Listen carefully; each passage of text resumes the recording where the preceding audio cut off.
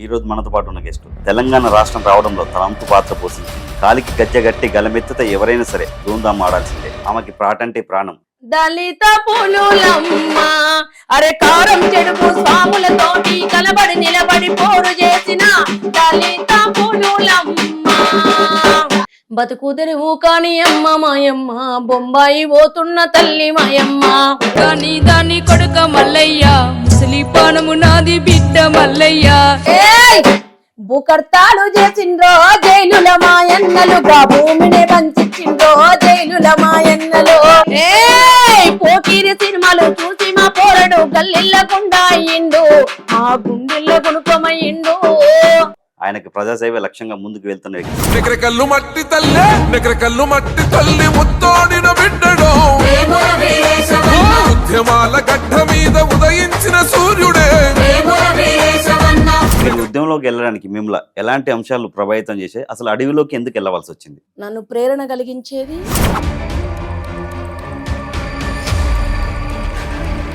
అన్న ఓడిపోవడానికి కూడా కారణం ఒక రకంగా బీఆర్ఎస్ పార్టీ అంట, నిజమేనా? అధికారాన్ని యూజ్ చేసుకొని. వీరేశమన్నకి నయం గారితో ఏమన్నా ఉండేనా అప్పట్లో? 3-4 సంవత్సరాలు ఎంత ఇబ్బంది పెట్టిండంటే మమ్మల్ని అంత ఇబ్బంది పెట్టిండు. చెప్పదో తెలియదు, వీరేశం తిడతాడేమో. ఇంటికి అటాక్ చేయడానికి 2 times వచ్చింది.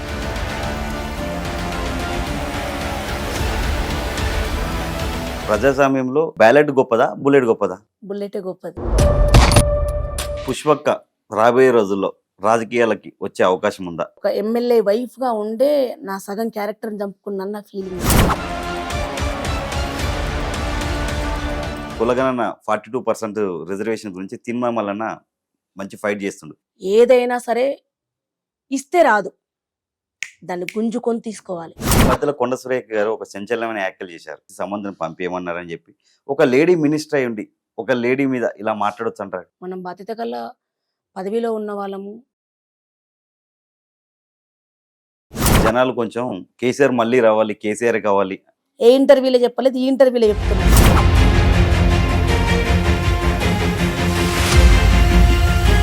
సాయి చందన్న పాట అంటే ఏది గుర్తుకొస్తా మీకు? నాన్న నాన్న నాన్న నీ మనసెంత మంచిదో నాన్న. మేము అమ్మ కడుపులో ఉన్నప్పుడు అమ్మ మనసు కష్టపెట్టలేదట. చాలా అన్యాయం చేసినావు సాయి చందన్ను.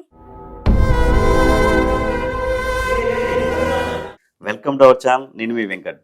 ఈ రోజు మనతో పాటు ఉన్న గెస్ట్ తెలంగాణ రాష్ట్రం రావడంలో తనంతు పాత్ర పోషించింది. కాలికి గజ్జెగట్టి గలమెత్తితే ఎవరైనా సరే ధూంధాం ఆడాల్సిందే. ఆమెకి ప్రాటంటే ప్రాణం. ఆయనకి ప్రజాసేవ లక్ష్యంగా ముందుకు వెళ్తున్న వ్యక్తి నగరకల్ ఎమ్మెల్యే ఏముల వీరేశం గారి వైఫ్ పుష్పక్క మనతో పాటు ఉన్నారు. అక్క నమస్తే. అక్క నమస్తే. ఎలా ఉన్నారు అక్క? బాగున్నా అక్క. ఫస్ట్ ఒక పాటతో స్టార్ట్ చేద్దాం అక్క. తప్పకుండా. తెలంగాణ రాష్ట్రం కోసం మనదేశ తెలంగాణ ఉద్యమంలో 69 తర్వాత తెలంగాణ రాష్ట్రం కోసం అమరులైన వాళ్ళ త్యాగ ఫలితంగానే 1200 మంది బిడ్డల అమరత్వం సాక్షిగా ఈరోజు తెలంగాణ రాష్ట్రం వచ్చింది. ఆ రాష్ట్రంలో అందుకుంటున్న ప్రతి ఫలం ఆ బిడ్డల త్యాగ ఫలితంగానే మనమందరం చూడాలి. వాళ్లకు జోహార్లు అర్పిస్తూ ఒక పాట. వీరులారా వందనం విద్యార్థి అమరులారా వందనం పాదాలకు. వీరులారా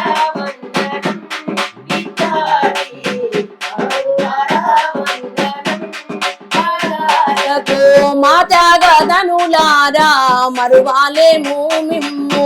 గుండెల్లో గుడి గడుతాం పోరు దండం పెడుతాం. వీరులారా వందనం విద్యార్థి అమరులారా వందనం పరాలకు. కాకతీయుల నుండి నైజాం రాజుల దాకా, కాకతీయుల నుండి తెలంగాణ ఘనత తెలుసుకున్నారు చరిత.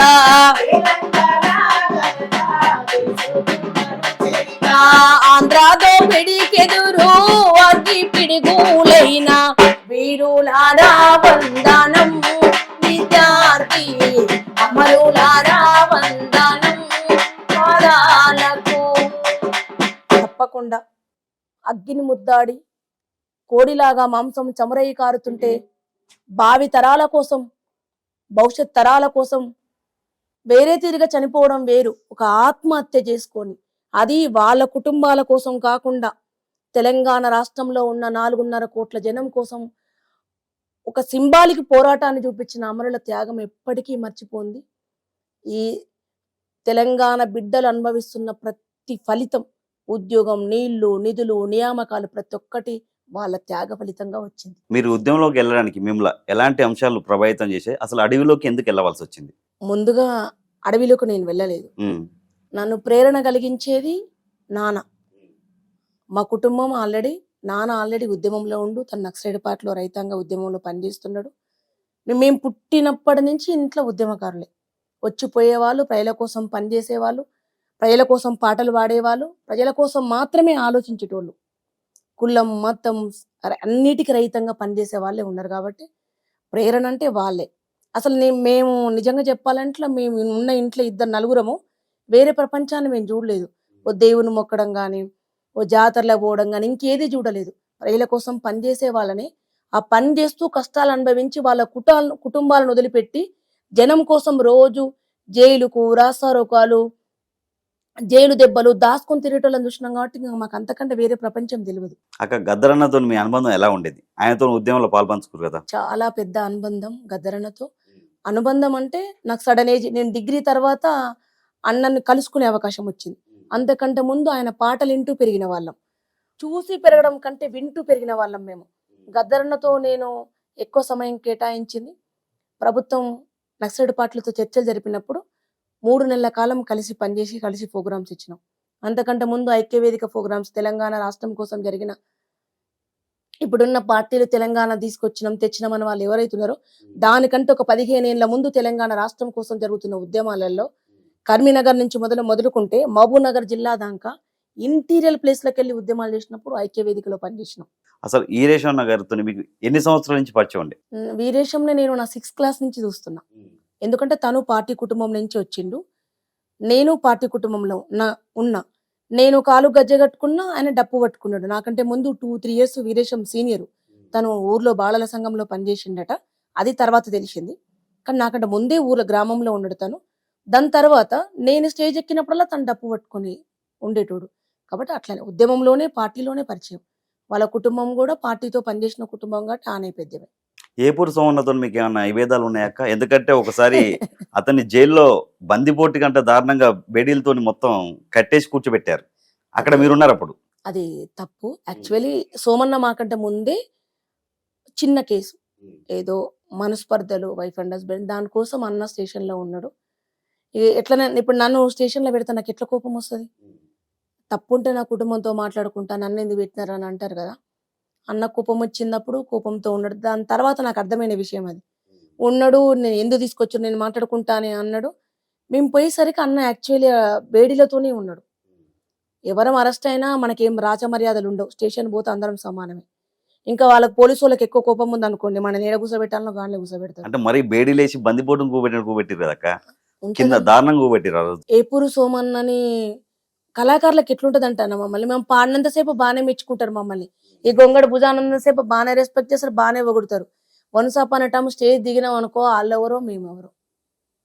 మేము పోలీసు వాళ్ళ గురించి కూడా పాటలు పాడినాం. ఉన్నది ఒక బ్యాడ్ సిచ్యువేషన్ వచ్చింది, ఆ సిచ్యువేషన్ సాల్వ్ చేద్దామని నేను పోయినా, మాట్లాడుకుందామని పోయినాం. ఆ సిచ్యువేషన్ లో అన్న కోపం వచ్చింది, దాని ద్వారా కేసు కూడా పెట్టారు. దాంట్లో ఎవడో 3వ వ్యక్తి ప్రాపగండ చేసిరు. అన్న బాగా నర్వస్ అయింది అప్పుడు సోమన్న. ఆ నర్వస్ వల్ల వచ్చినప్పుడు, బాధలో ఉన్నప్పుడు సరిగ్గా ఆలోచించలేము అందరం. నేనైనా సరే, నేను కూడా పోకుండా ఉండాల్సింది స్టేషన్కు, బయటే ఉండి మాట్లాడుకుంది. నా సోమన్నే కదా, వద్దన్న మాట్లాడదామని పోయినా. నేను పోవద్దు అసలు, యాక్చువల్లీ నాది కూడా మిస్టేకే. ఏ ఇంటర్వ్యూలో చెప్పలేదు, ఈ ఇంటర్వ్యూలో చెప్తున్నా. కుటుంబ సభ్యుల గొడవ ఉంటే ఇంట్లోనే మాట్లాడుకోవాలి, పోలీస్ స్టేషన్ అదర్ది అది. అది పోకుండా ఉండాల్సి ఉండే. నా కుటుంబమే కదా, మా అన్నే కదా, మాట్లాడదామని పోయినా. 3rd పర్సన్ రాజకీయాల కోసం అక్కడ యూజ్ చేసుకున్నారు. ఇద్దరం బలి పశువులు, చెడైన ఇద్దరం బలి చేసిరు మమ్మల్ని ఇద్దరిని.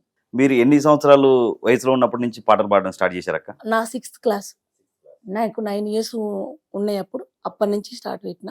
అంతకంటే ముందు నుంచే పాట పాడుతున్నా, కానీ బయటకు వచ్చింది మాత్రం నా 6th క్లాస్లో. అక్క, ఇప్పుడు బతుకమ్మ ఫెస్టివల్ నడుస్తుంది కాబట్టి ఒకటి బతుకమ్మ పాట ఏమైనా పాడగలరా? తప్పకుండా పాడతాను. బతుకమ్మ నేను చిన్నప్పటి నుంచి నేర్చుకున్న పాట. బతుకమ్మ అంటేనే మా ఆడబిడ్డల బతుకు తిరుగు. బతుకమ్మ అంటేనే మా కష్టాలు, మా బాధలు, అమ్మగారింటికాడి అత్తగారింటికాలి బాధలు కలబోసుకొని పాడే పాటలు అవి బతుకమ్మ పాటలు.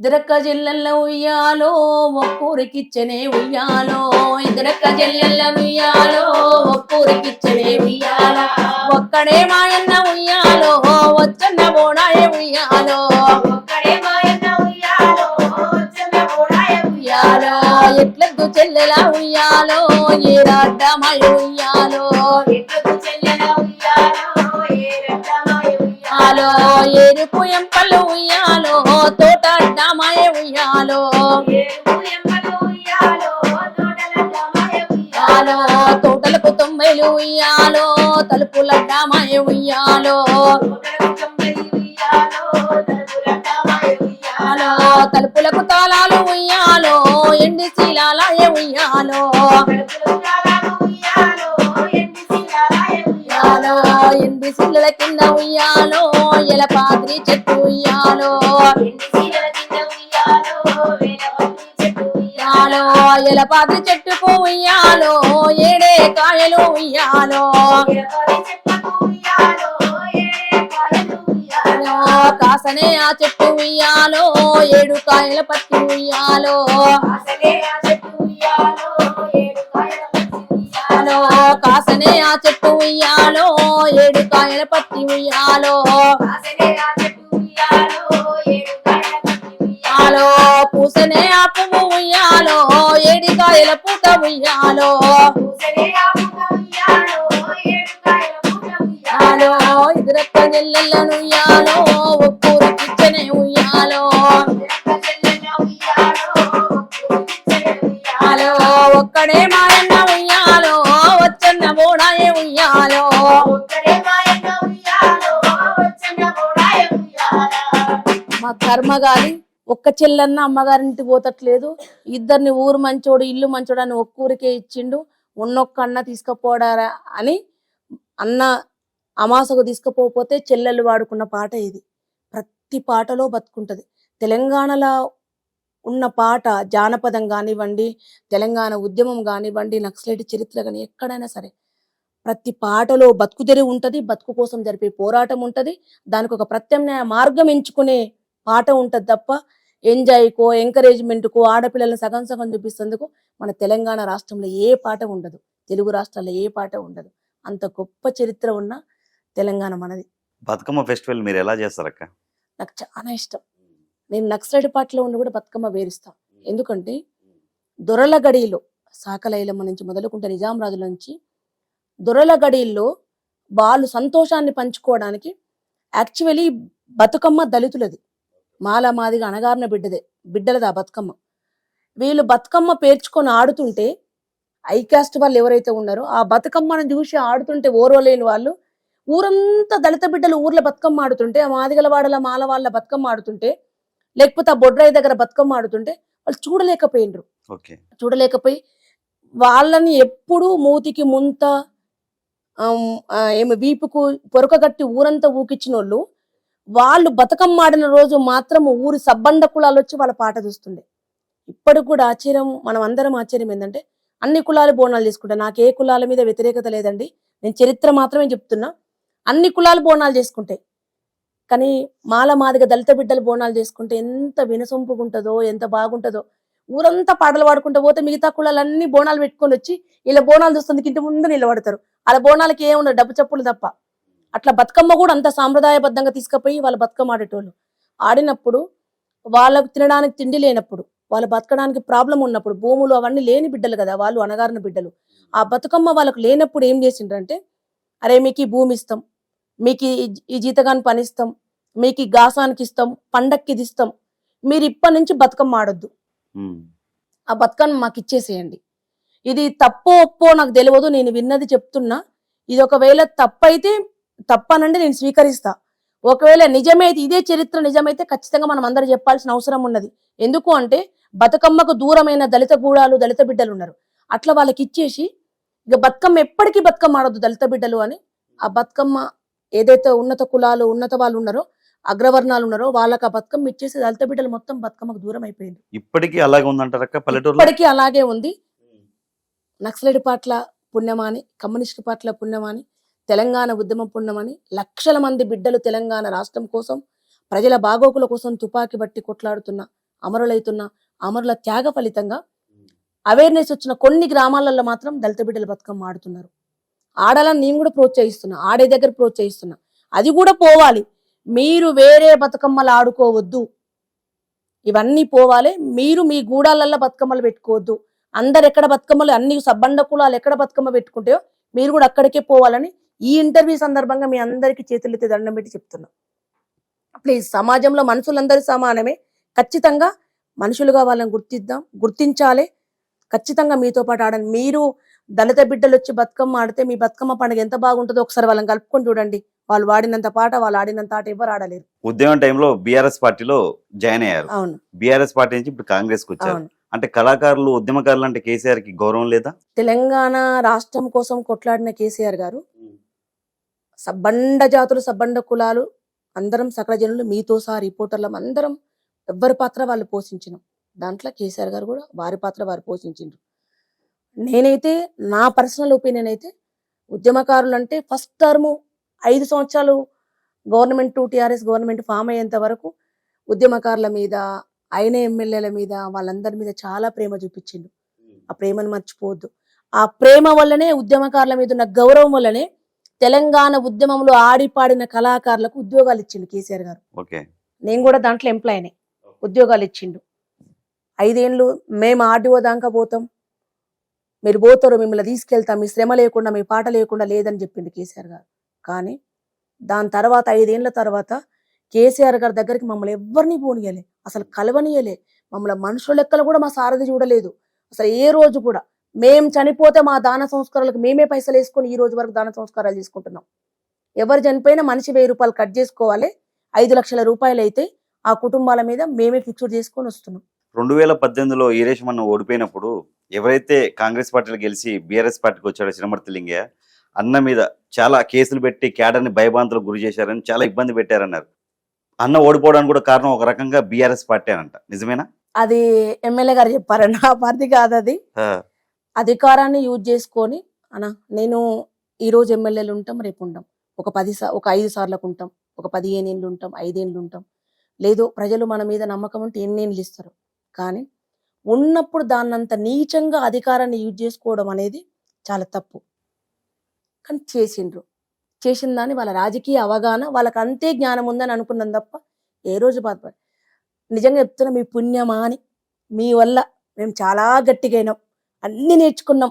ఎంత కష్టం వచ్చినా, ఎన్ని బాధలు వచ్చినా మా కోసం నిలబడ్డ కార్యకర్తల కోసం, మా ఇద్దరు, నా కొడుకు, మా బిడ్డ, మా కొడుకు తర్వాత మా కోసం నిలబడ్డ మా కార్యకర్తల కోసం ఈ దేహంలో ప్రాణం ఉన్నంత వరకు నిలబడాలి.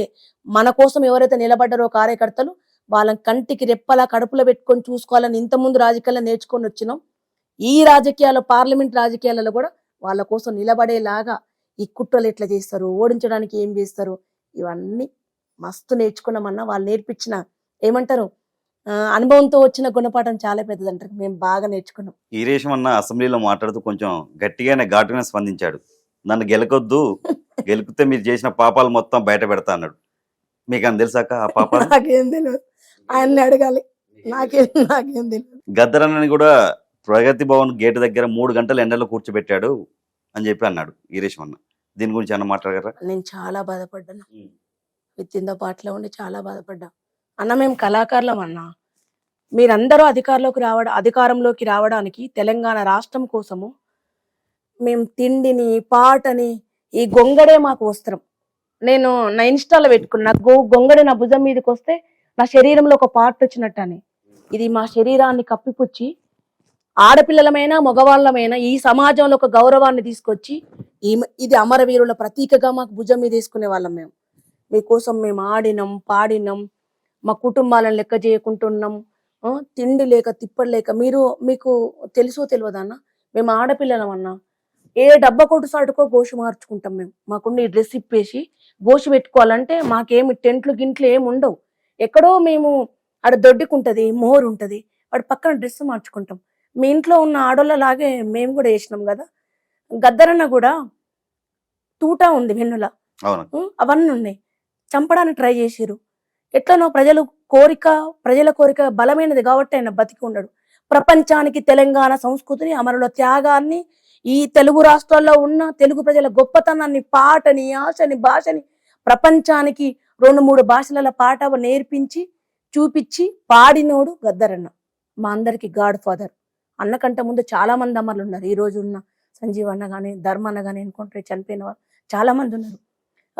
అట్లాంటి వాళ్ళ పుణ్యం, వాళ్ళు చేసిన పట్టిన జెండా వల్ల మీరు ఈ రోజు పదవులు వచ్చినాయి. మీకు వాళ్ళు తీసుకొచ్చిన పునాది, వాళ్ళు వేసిన బాట, వాళ్ళు వేసిన కంకర, ముళ్ళ బాటని మీకు ఒక కంకరో గుండెలో చేసి పెట్టిరు. మీకు ఇట్లా నిలబెడతారన్న మాట్లాడి మీకు ఒక అభిప్రాయం ఉంటే చెప్పకపోయినరు. నేను ఆ రోజు చాలా బాధపడ్డా. ఏం చేయలేని పరిస్థితి. గద్దరన్న పాట ఒకటి పాడండి అక్క, మీకు ఇష్టమైన పాట. తప్పకుండా.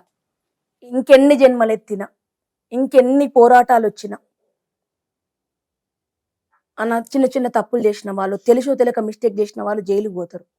కానీ జైలుకు పోయిన పోరాట రూపాన్ని ఎంచుకొని జైలు గోడల మీద ఉన్న పేర్లను కూడా మార్చి దానికి కూడా తెలంగాణ అమరవీరుల పేర్లు రాసి వచ్చి జైల్లో ఉన్న వాళ్ళకు కూడా ఏదో తెలుసో తెలియక తప్పు చేసి వచ్చారు, వాళ్ళకి పనిష్మెంట్ ఇచ్చే హక్కు మీకు లేదు.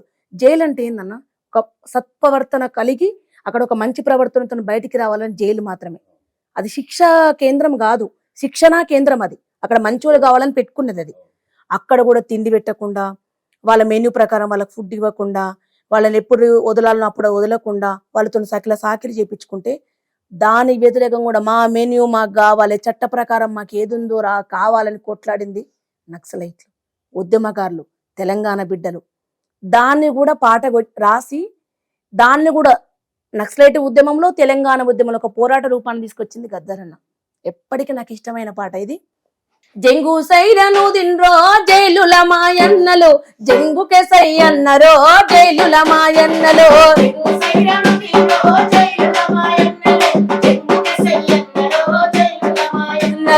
చెయ్యని నేరానికేమో చేతులకు వేడి లేచి 4 గోడల మధ్య 4 కలను తెగగోస్తే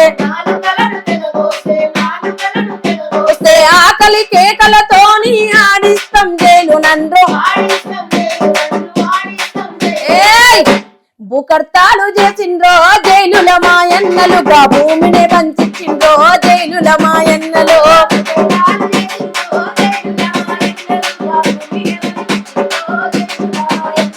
వాళ్ళు పిల్లలు జైలుకొస్తే, పసి పిల్లలు జైలుకొస్తే ముఖమన్నా గానరాని జాలి ములాకాతు వాళ్ళు.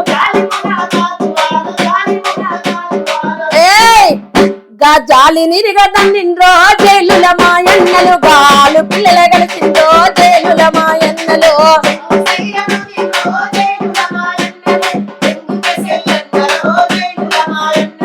పొద్దుగాల వార్తలు వస్తే గదో గిదో చదువుకొని టైం పాస్ చేద్దామంటే వాళ్ళు రాజకీయ వార్తలు వస్తే రంగులేసి ఇచ్చిన, నక్సలైటు వార్తలు వస్తే తెలంగాణ వార్తలు వస్తే కత్తిరించి ఇచ్చినారు. గా తొరల పేపర్ వద్దన్రో జైలుల మాయన్నలు, మీ తోలు తీస్తామన్నరో జైలుల మాయన్నలు.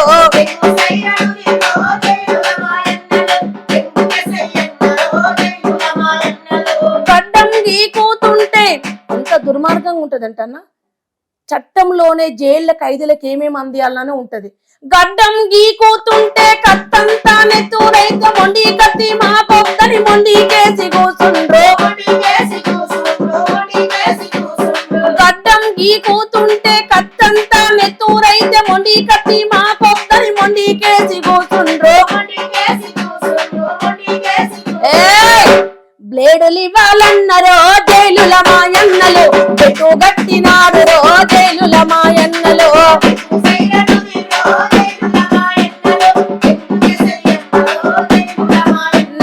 చెంగు సైరను దిండ్రో జైలుల మాయన్నలు, చెంగుకే సై అన్నరో జైలుల మాయన్నలు.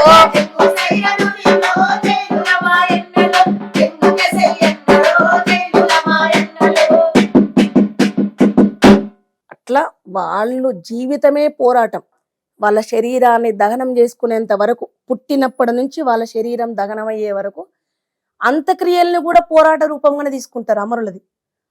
అట్లాంటి ప్రజల కోసం బతకడం అనేది చాలా విలువైనది, ఉన్నతమైనది, హిమాలయాల కంటే కూడా. ఓకే, ఇంకోటి మాజీ నక్సలైట్ సాంబశివుడు నయీం అతి కిరాతంగా నరికి చంపారు ఏట గొడవలతోని. అసలు నయీంకి సాంబశివుడికి ఏమన్నా గొడవలు ఉన్నాయాక? ఇద్దరు కలిపి ఉద్యమంలో పనిచేశారా నక్సల్ పార్టీలో? ఇద్దరు నాకు తెలిసినంత వరకు, అంటే నేను విన్నంత వరకే అన్న, ఎందుకంటే నేను ప్రత్యక్షంగా చూడలేదు, విన్నదే చెప్తున్నా. ఇద్దరు ఒకే ఉద్యమంలో పనిచేసిండ్రు, ఒకే విత్ ఇన్ ద పార్టీలో పనిచేసిండ్రు. నాకు తెలిసినంత వరకు అన్న ఒక సైడు, నయీం ఒక సైడు ఉన్నారు అనుకుంటా. కానీ ఆ ఉద్యమంలో ఉండి ఎవరు ప్రజల పక్షాన కొట్లాడతారో, ఆ ఉద్యమంలో ఉండి ఎవరైతే ప్రజలకు మేలు చేయడానికి ఒక ముందులో ఉన్న లీడర్స్ ఎవరైతే ఉన్నారో వాళ్ళకు రేపు థ్రెటిన్ అవుతారు. ఒకవేళ ఇన్ కేస్ ఆఫ్ ఒక పర్సన్ ఉన్నాడు, రామయ్యో ఎల్లయ్యో ఉన్నాడు, పార్టీలో ఈ జిల్లాకు సెక్రటరీ ఇంకో పార్టీకి అవుతున్నాడు అనుకో, ఎప్పుడు భయపడతాం మనం? దొంగలమైనప్పుడు, ప్రజాద్రోగులైనప్పుడు, ప్రజలకు విరుద్ధంగా పనిచేస్తున్నప్పుడు, ప్రజల్ని అన్యాయంగా దోసుకుంటున్న వాళ్ళకు వ్యతిరేకంగానే నక్సలైట్ పార్టీలో లీడర్స్ ఉన్నారు. వాళ్ళని చంపుతారని, మేము దొంగలం మమ్మల్ని చంపుతారని ఆయన మీద ముందుగానే చంపడానికి తీసుకున్నారు. అన్నని చంపడం అనేది తర్వాత అంశం, కానీ లోపల ఉండి ఒలిగొండ ప్రాంతానికి చెందిన సాంబశివుడు, కోనపురాములను ఉన్నారని లోపల ఉన్నప్పుడే అమ్మ వాళ్ళకి ఇంటి దగ్గర విషపాములు వదిలిపెట్టడం, వాళ్ళు పడుకున్నాక బుట్టల పాములు తీసుకుపోయి ఇంటి దగ్గర వదిలిపెట్టడం, చంపడానికి చాలా ప్రయోగాలు చేసిరు. నాన్నని అమ్మని, సాంబశివుడు అన్న వాళ్ళ అమ్మని నాన్నని 2-3 తాసుబాంబులు వదిలేసి ఎందుకక్క అంత కక్షలే ఉంది?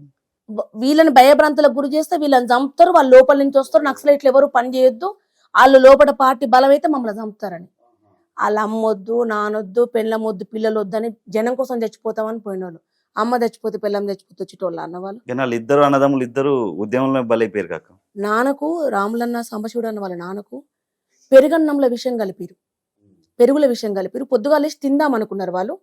తినే లోపే తిందామని అడున్నది, అన్నం తిని పిల్లి పక్కమడి చనిపోయింది. ఓకే, దీంట్లో ఏదో ఉందని వాళ్ళు చాలా వండుకున్న అన్నాన్ని కూడా వాళ్ళు ఇన్సెక్యూరిటీ లేకుండా మంచి తినలేకపోయారు. చూడండి ఎంత హింస అనుభవించారు వాళ్ళు. వీరేశమన్నకి నయీం గారితో ఏమన్నా ఉండేనా అప్పట్లో? నయీంతో మాకు ఏం సంబంధం లేదన్న, తను ఒక రాజకీయాల పార్టీలో ఉండే, మేము ఒక పార్టీలో ఉన్నాం. కానీ 3-4 సంవత్సరాలు ఎంత ఇబ్బంది పెట్టిండంటే మమ్మల్ని అంత ఇబ్బంది పెట్టిండు. ఓకే, బాబుకు స్కూల్లో ఉంటే బాబుకు థ్రెటిన్, చెప్పొచ్చో చెప్పదో తెలియదు, వీరేశం తిడతాడేమో, థ్రెటిన్ ఉంది బాబుకు, ఫోన్ చేసి బెదిరియడం. అన్న ఎదుర్కోలేక ఇంటికి అటాక్ చేయడానికి 2 times వచ్చారు, బురకా వేసుకుని జెంట్స్. నేను గెస్ట్ల కోసం మామూలుగా విజిటర్స్కి వచ్చిరేమనుకున్నా. చాలాసేపు చూస్తే చెప్పండి అని అడిగితే చెప్పట్లేరు, ఎమ్మెల్యే గారు రారు, ఒక రోజు ఉన్నది పడుతుందంటే పోవట్లేరు. నాకు ఎందుకో డౌట్కి వచ్చి లోపలికి వచ్చి చూసిన, మళ్ళీ పోయి చూసి గేట్ కన్నా నిలబడి కూర్చోమని నీళ్ళు ఇప్పించినాక చూస్తే కొంచెం బురకా పైకి పోతే జెంట్స్ చెప్పులు కనిపిస్తున్నాయి బురకా కింద. అసలు నాకు ఏం చేయాలని, అసలు మీరెవరు అని దగ్గరికి వెళ్ళిపోయినా నేను. ఇక్కడ ఈ చెట్టు దగ్గరే వెళ్ళిపోయి, మీరెవరు, ఎందుకు వచ్చిండ్రు మీరు, అసలు ఎవరను అని గట్టిగా అడిగి ఇట్లా బురక లాగబోతే ఇట్లా తోసేసి వెళ్ళిపోయిండ్రు. దాదాపు 1-2 గంటలు, ఆ రోజు సండే నకరికల్ టౌన్లో 1-2 గంటలు వెంబడించోది. డప్పు కొడుతున్న ధనశేఖర్ గారు, నేను, ఇంట్లో 3-4 తమ్ముళ్ళు ఉంటారు, వాళ్ళందరం కలిసి వెంబడించినాం. కానీ పెద్ద బ్లండర్ మిస్టేక్ అది ఆ రోజు మేము వాళ్ళు వెంబడించడం. వాళ్ళ దగ్గర వెపన్స్ ఉన్నాయి, మా దగ్గర ఏమీ లేదు, మేము నిరాయుధులము, ఒక కట్టె కూడా లేదు. కానీ ఆ ఆవేశంలో అప్పుడున్న కోపం వేరు, అప్పుడున్న వేరు. ఇప్పుడు తొందర కోపం కూడా వస్తలేదు నాకు, అప్పుడు చాలా కోపం ఉంటుండే, అసలు భయమే లేకపోతుండే. వెపన్స్ ఉన్న వాళ్ళు ఎమ్మడి పడ్డాం మేము.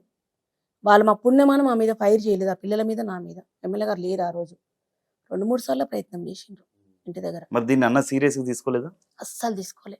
అప్పుడున్న కండిషన్లా ఉన్న కార్యకర్తలు భయభ్రాంతులు అవుతారు, వాళ్ళు భయపడతారు అని చెప్పి ఏ రోజు తీసుకోలేదు. సీరియస్ ఏముందన్న, అడవిలో చచ్చిపోయే బదులు బయట చచ్చిపోతాం. కాకపోతే మేమిద్దరం చచ్చిపోతే పర్వాలేదు, మాతో పాటు ఉన్న వాళ్ళకి ఎవరికి ఏమి ఇబ్బంది కావద్దని అనుకునేటోళ్ళం అంతే. వానికి లొంగలేము, ఆయన చెప్పినట్టు మనం చేయలేము, చెయ్యం కూడా. చేయకపోతే చంపేస్తాడు, చంపితే చంపాలి, వీరేశంలో నన్ను చంపాలి, కానీ మా ఎమ్మటి ఉన్న వాళ్ళ ప్రాణాలు ఎవరు పోద్దని అనుకున్నాం. లక్కీలో బతికిన. అన్న ఉద్యమంలో ఉన్న టైంలో గన్ను ఎక్కుపెట్టి చూడటానికి పేల్చాడక్క? ఆయన్ని అడగాలి. తెలియకుండా ఉంటాయక్క? లోపల ఉన్న వాళ్ళకు, నిర్మాణంలో పనిచేసే వాళ్ళకు, బయట ఉన్న మేము లీగల్ గా పాటలు పాడేటోళ్ళకు, వాళ్ళు ఏం చేసిన, హస్బెండ్ అయినా సరే, తోడబుట్టిన అన్న అయినా సరే చెప్పరు. రాజకీయాలు ఉన్న వాళ్ళం ఎవరు అడగం, అసలు మేము అడగము, చెప్పరు, చెప్పొద్దు కూడా, మేము మాట్లాడడం కూడా. వాళ్ళ పని వాళ్ళది, మా పని. బాయ్ ఫ్రెండ్ హస్బెండ్ మాట్లాడుకున్నప్పుడే తప్ప మిగతా టైంలో ఒక్క కార్యకర్తకు, ఒక లీడర్కు ఉన్న బంధమే ఉంటుంది తప్ప అంతకన్నా మించి ఏమి ఉండదు. మీరు రెండు చూశారక్క. ప్రజాస్వామ్యంలో బుల్లెట్ చూశారు, బ్యాలెట్ చూశారు. బ్యాలెట్ గొప్పదా, బుల్లెట్ గొప్పదా? బుల్లెటే గొప్పది. ఎందుకనక్క? ఎందుకంటే చాలా విలువైనది. నిజాయితీ గల ఉద్యమం అది. 1 రూపీ కూడా ఆశించకుండా నిజాయితీగా ప్రజల కోసం చనిపోవడం, నిజాయితీగా ప్రజల కోసం పనిచేయడం. ఏముండదన్న, ఏ ఊరు పోతే ఆ ఊరు పోయి డప్పు కొట్టి పాట పాడితే మేము మీకోసం ఉన్నాం. చిన్నప్పటి నుంచి నాకైతే భజన చేసినట్టే. నా 6th క్లాస్ నుంచి మేము మీకోసం వచ్చినాం, మాకు అమ్మలేడు అయ్యలేరు, సాదుకున్న మీరే సంపుకున్న మీరే. ఒక 5-6 పాటలు పాడి, అప్పుడు ఏ సమస్య పార్టీ ఏ నిర్ణయం తీసుకుంటే ఆ సమస్య మీద పాట పాడి, ఆ 4 బాట్ల కాడ పాట పాడి, అమ్మ మాకు ఆకలి అవుతుంది మీరు అన్నం పెట్టమని, ఒక్కరిని తీసుకపోరు, ఇద్దరిని తీసుకపోతే ఇద్దరు వస్తామమ్మా అని అడిగితే వాళ్ళ ఇంట్లో అన్నాన్ని బట్టి మమ్మల్ని ఒక్కరిన ఇద్దరిన తీసుకుపోయి పెట్టేటోళ్ళు. ఎంత ప్రేమ ఉంటే పెడతారన్న పాట పాడితే. ఇప్పటికీ మిమ్మల్ని ఎవరు అడగలేదక్క? ఎమ్మెల్యే గారు వైఫై ఉండి మీరు ఇప్పటికీ అదే పాట పాడతారు. మామూలుగా ఎక్కడ ఏదైనా ఉద్యమం ఉన్నా కానీ వెళ్ళిపోయి పాటలు పాడుతుంటారు. మీరు ఎమ్మెల్యే గారు వైఫ్ కదా, మీకు ఎందుకు ఇప్పుడు పాటలు పాడడం అవసరం లేదని ఎవరు అనలేదా మిమ్మల్ని ఇప్పుడు? ఎవ్వరు అనలే. చాలా అంటారు. నాకు ఇన్స్టాలా, నా యూట్యూబ్ ఛానల్లా, ఫేస్బుక్లా మెసేజ్ పెడతారు. ఎవరు పెడతారంట అది? నేను ఇట్లా పాట పాడితే ఓర్వలేని వాళ్ళు, వాళ్ళకేదో థ్రెటన్ ఉందని అనుకునే వాళ్ళు, ఈమె వల్ల వీరేశానికి ఏమో అవుతుందని. నా వల్ల వీరేశానికి ఏం కాదు, ఊరు కాడదు పీరు లేవదు. నేను రాజకీయాలు నేర్చుకున్నా, నేను పని చేయాలని చేస్తున్నా అంతే తప్ప వీరేశంకి ఏదో అవుతుందని, లేకపోతే మీ ఎమ్మెల్యే వైఫ్గా ఉండి కూడా ఇంకా ఒక పేరు తెచ్చుకొని బతుకుతుందని. ఆల్రెడీ మస్తు పేరు వచ్చిందన్న. ఉన్న పేరు రాజకీయాల కోసం నక్సలైట్ పార్టీలో పనిచేసిన ఆ రాజకీయాలను వదిలేసి వచ్చినామంటే మమ్మల్ని మేము చంపుకొని బతుకుతున్నామని అర్థం. అన్న ఎప్పుడు మిమ్మల్ని అడగలేదా ఎందుకు పాట ఆపని? ఏ రోజు మిమ్మల్ని? ఏ రోజు ఫస్ట్ నన్ను ఎంకరేజ్ చేసేది, ఫస్ట్ నేను ఏం పాట పాడాలనో తనకే చెప్తా. ఒక ఇంటర్వ్యూ ఉన్న, ఒక మాట ఉన్న, ఏదైనా ఉన్నా ఏం పాడాలో చెప్తా. ఆయన చెప్పినా మనకేం తలకాయకి ఎక్కకు, ఇంత చెప్తాడు నాకేం ఎక్కదు అది. అప్పుడు ఆ క్షణం వరకు నేను మాట్లాడేదే మాట్లాడతా. కానీ ఎప్పుడు ఫస్ట్ ఒక ఫాదర్గా, ఫస్ట్ ఇంటర్వ్యూలో చెప్తున్నా, నాకు ఒక ఫాదర్గా, ఒక బ్రదర్గా, ఒక స్నేహితుడుగా, దాని తర్వాతనే హస్బెండ్ పాత్ర ఉంటుంది. ఈ 3 పాత్రల తర్వాతనే. దాని నుంచి నాకు అది ఉంటే నేను అసలు ఈ గోషేసుకున్న దాన్ని కానీ పాట పాడుకో, నేను ఎక్కడికన్నా పోతున్నాను కూడా చెప్పాను తనకు అసలు. పుష్పక్క రాబోయే రోజుల్లో రాజకీయాలకి వచ్చే అవకాశం ఉందా? ఎందుకంటే నెక్స్ట్ జనరల్ అయ్యే అవకాశం ఉంది కాబట్టి. నాకు అస్సలు లేదన్న. నేను వీరేశం వైఫ్గా, ఒక ఎమ్మెల్యే వైఫ్గా ఉండే నా సగం క్యారెక్టర్ని చంపుకున్నాను నా ఫీలింగ్. నేను ప్రజలకు దూరం అవుతున్నాను నా ఫీలింగ్ సగం. అంటే ఒక ఎమ్మెల్యే వైఫ్గా పాత్ర వేరన్న. ఖరీదైన బట్టలు వేసుకోవాలి, ఒక డ్రెస్ కోడ్ మెయింటైన్ చేయాలి, ఒకలాగా ఉండాలి, వేరే తిరిగి ఉండాలి. నేను ఒక ఇన్స్టాలో నాకు నచ్చినట్టు ఉంటా. నాకు ఏ ఇన్స్ట్రక్షన్స్ ఉండవు, ఏ కండిషన్స్ ఉండవు ఇంట్లో. నచ్చినట్టుంటే ఒకడు పెట్టిండు మొన్న మెసేజ్, ఏమని, ఆత్మహత్య చేసుకొని చచ్చిపోవచ్చుగా నువ్వు, వర్షం వస్తుంది మేము బతుకమ్మ ఎట్లా ఆడుకోవాలి, వర్ణదేవుని బొమ్మని అందరూ మొక్కండి మాకు ఆడపిల్లలు సహకరించని పెడితే వాడు చనిపోవచ్చుగా నువ్వు ఆత్మహత్య చేసుకున్నాను ఒకడు. నువ్వు అసలు ఎమ్మెల్యే వైఫ్వేనా అని ఒకడు. అంటే ఏం ప్రాబ్లం అంటే, వీరేశం వైఫ్ అంటే ఏసీ వేసుకొని ఇంట్లోనే ఉండి అప్పుడప్పుడు బుట్ట బొమ్మ లాగా ఒక సినిమా హీరోయిన్ లాగా వచ్చి, మెరుపుతీగ లాగొచ్చి వెనకమ్మ నిలబడి వెళ్ళిపోవాలి. ఇట్లా చిల్లర అంటే వాళ్ళ దృష్టిలో, నా దృష్టిలో కాదు. అన్న నాకు గీయ బట్టలు వేసుకోండి, మెరిస్తే నాకు వేసుకోబుద్ది కాదు, నాకు నచ్చిన బట్టలు వేసుకుంటా, శరీరానికి కప్పుకోవడానికి బట్టలు వేసుకొని నేను నగలేసుకుంటా. నా ఏమంటే ఎవరు జనం ఉండరన్న. నేను ఎవరింటికైతే నన్ను పిలిచిండ్రో, నన్ను ఎవరైతే రాక్క వీరేశమన్న భార్యగా పిలిచిరో, ఆ పిలిచిన వాళ్ళ ఇల్లుని బట్టి నేను ఉండాలి. నేను మంచిగా నగలేసుకొని పట్టుచీర కట్టుకొని పోతే వాళ్ళు నన్ను చూసి బాధపడతారు. నేను ఎట్లా పోతాను? నాకు రాజకీయాలు ఉందని నేను ఎట్లా పోతా చెప్పండి. ఇవాళ రేపు గ్రేట్ కదా అక్క, ఎందుకంటే ఒక ఎమ్మెల్యే వైఫై ఉండి కూడా సామాన్య ప్రజలు ఉన్నట్టు ఉండడం గ్రేటే కదా. గ్రేట్ అస్సలు కాదు, ఉండాలి కూడా. వాళ్ళు మన కోట్లేసి గెలిపించి మాకు సేవ చేయమని ఇంత పెద్ద హోదా ఇచ్చిండ్రు వీరేశానికి. వీరేశం గారి భార్య కూడా ఉండాలి. నువ్వు అట్లనే ప్రజలు ఇచ్చిన పదవిది, వాళ్ళ కోసం పనిచేయాలి చేతనేంత వరకు. నీకు కొంచెం పైసలు ఎక్కువ జర మంచి చీర కట్టుకో, మరి ఈ పట్టు చీర కట్టుకొని నగలేసుకొని షూలు వేసుకొని తిరుగుతందుకు మరి నీ షూలు నేను మరి వాళ్ళకు ఉండాలి కదా. అట్లా కావాలని నేను కోరుకునేదాన్ని. మీ అమ్మా నాన్నతో మీ అనుబంధం ఎలా ఉండేది అక్క? చాలా బాగుంటుంది అన్న. 2 తమ్ముళ్ళు, వెంకటరెడ్డి, సోమిరెడ్డి, చెల్లె శ్రీలత, నేనే పెద్దామని. నేను పుట్టినప్పుడు ఇంట్లో ఉన్నా, దాని తర్వాత నాన్న ఉద్యమం నుంచి నాకు ఈ వారసత్వం వచ్చింది కదా. మా బాబు పాప, బాబు 22 ఏళ్ళుండు, పాప 18 years ఉంది. 2.5 నెలలు ఉన్నప్పుడు అమ్మా నాన్నకి ఇచ్చినాం మేము 2 పిల్లల్ని. వాళ్ళ స్కూల్కి పోయేటప్పుడు మాకు ఇచ్చిరు బాబుని.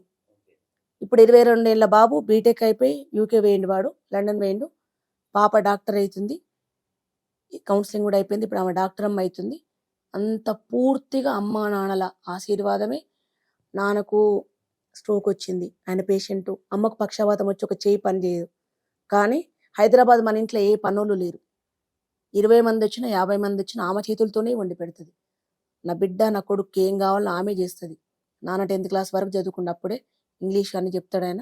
పూర్తిగా మేము ఈరోజు ఇట్లా ఏమంటారు, ఒక భాషలో చెప్పాలంటే పెళ్లి కాని పిల్లల లెక్కల బ్యాచిలర్ లైఫ్ మేము ఇద్దరం అనుభవిస్తున్నాం. ఎమ్మెల్యే గారు నేను పూర్తిగా కాన్స్టిట్యున్సీకి మేము అంకితం కాగలిగినామంటే మా అమ్మా నాన్న వాళ్ళు ఇచ్చే చేయుతో వల్లనే, పిల్లల్ని వాళ్ళు చూసుకోవడం వల్ల మేము ఇద్దరం ఇక్కడ ఉండగలుగుతున్నాం. నాన్న నాకంటే ముందు ఒక 10-20 మ్యారేజీలు చేసిండన్న, ఇంటర్కాస్ట్ మ్యారేజ్. అయితే పార్టీ వాళ్ళకి ఏముంటుండంటే పుష్పను ఇంటర్కాస్ట్ మ్యారేజ్ అంటే నాకు, సారీ పార్టీ కాదు, నాకు ఇంటర్కాస్ట్ మ్యారేజ్ చేసుకుంటే నాన్న ఒప్పుకుంటాడో ఒప్పుకోడో ఏమంటాడని పార్టీ వాళ్ళు ఆలోచించి చెల్లె పెళ్లి ముందయింది. ఆమెకు నా పెళ్లి వల్ల ఏమి ఇబ్బంది రావద్దని మేము ఆల్రెడీ పెళ్లి కార్డులు కొట్టించారు పార్టీ. చెల్లె పెళ్లి ముందు పెట్టుకున్నారు. నా వల్ల ఆమెకి ఇంటర్కాస్ట్ మ్యారేజ్ అని, ఆమెకి ఏం కులం ఫీలింగ్ అవన్నీ రావద్దని మేనబావకే ఇచ్చారు. వస్తుందేమో ఒకవేళ మామయ్య మేనత్తేమని అంటారేమోనని ఆమె కోసం ఒక 6 నెలలు పోస్ట్ పోన్ చేసుకున్నాను నా పెళ్లిని. దాని తర్వాత పార్టీ పోయి మాట్లాడితే మా నాన్న చాలా సీరియస్ అయ్యిండు. నేను కులాంతర వివాహాలు చేసినోని, పార్టీలో పని చేసినోని, నా బిడ్డకు కులాంతర వివాహం చేస్తే ఏమవుతుందని అనుకున్నారు మీరు? నా బిడ్డ కార్డు తీసుకొని నా ఇంటికి ఎట్లా వస్తారు మీరు? నేనే పెళ్లి చేస్తున్నాను కదా నా ఇంటి దగ్గర ఇంటర్కాస్ట్ మ్యారేజ్, మీరు ఎట్లా వస్తారని చాలా సీరియస్ అయ్యాను. అమ్మ మాత్రం ఏడ్చింది. అమ్మ మీద ఒక్క పాట పాడండి. తప్పకుండా. బిడ్డల మీద అమ్మలు చాలా ప్రేమలు పెంచుకుంటారు, చాలా కోరికలు ఉంటాయి వాళ్ళకు. శరీరం కట్టెల కాలేంత వరకు కూడా బిడ్డల కోసమే ఆలోచిస్తారు ప్రతి అమ్మ. మా అమ్మ కాదు, భూమి మీద ఉన్న ప్రతి అమ్మ కన్న బిడ్డల కోసమే బతుకుతుంది. అమ్మ పాట ముందు దయచేసి మీ అందరికి చేతులెత్తి దండం పెట్టి మొక్కి చెప్తున్నా, నా ఇంటర్వ్యూ చూసేటోళ్ళందరికీ, మీరు తిన్న పువ్వే వాళ్ళకి పెట్టండి, మీరున్న గూడు నీడలోనే వాళ్ళని ఉండనివ్వండి. ఎవరు అమ్మా నాన్నల్ని అనాథాశ్రమంలో చేర్పించకండి, మనకు పాపం దాకుతుంది. అనాథాశ్రమాలు వృద్ధాశ్రమాలు ఉండొద్దు, వాళ్ళకి మీకు చేతనైన కాడికే పెట్టండి. వాళ్ళతో చివరి దశలో ఒక 5 ఏళ్ళు 6 ఏళ్ళు వాళ్ళు ఇబ్బంది పెడతారు మనల్ని, వాళ్ళ వయసు రీత్యా వాళ్ళకు వచ్చిన మళ్ళీ కౌమార దశ అంటారు కదా, వాటి వల్ల కొంచెం ఇబ్బంది పెడతారు. వాళ్ళని భరించాలి. చిన్నప్పుడు మనల్ని ముడ్డి గడిగి మూతి గడిగి పెద్ద చేసిండ్రు, భరించాలని ఒక అమ్మ బిడ్డగా మిమ్మల్ని అందరినీ కోరుకుంటున్నా. నేను గద్దరన్న పాట నాకు చాలా ఇష్టమైన పాట. వీరేశం నాకు ఫస్ట్ చూడకుండా నేర్పించిన పాట ఇది. ఎన్ని జన్మలకైనా ఏ జన్మకైనా కన తల్లి చనుబాల రుణమెట్ల తీరు, కని పెంచిన తల్లి భ్రమలెట్ల తీరు.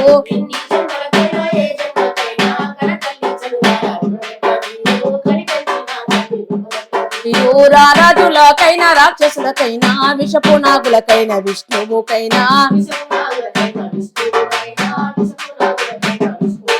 నా తల్లి మురికిల పూసే మల్లె మొగ్గాలి, తల్లి లేని జన్మ ఏ జీవితుంది. నీ అంగిలా ఊతడిగి చెంగున ఎగిరేసి నింగిలో బిడ్డను ముద్దాడుతావు. అవో పసిగుడ్డు జరమచ్చి పాలు వద్దంటే రంపంతో నీ గుండె పోసేసినట్లు,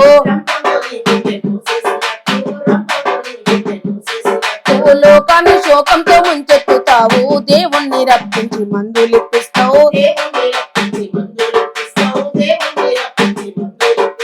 నడక నెప్పినావు, నవ్వు నెప్పినావు, పాలు దాపినావు, పాట నెప్పినావు.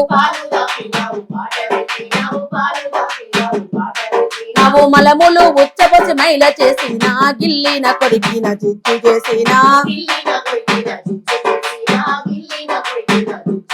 నా అమ్మని ఓపిక అంతు దిక్కాదే, కన్న తల్లి కడుపులు తెలివాదే.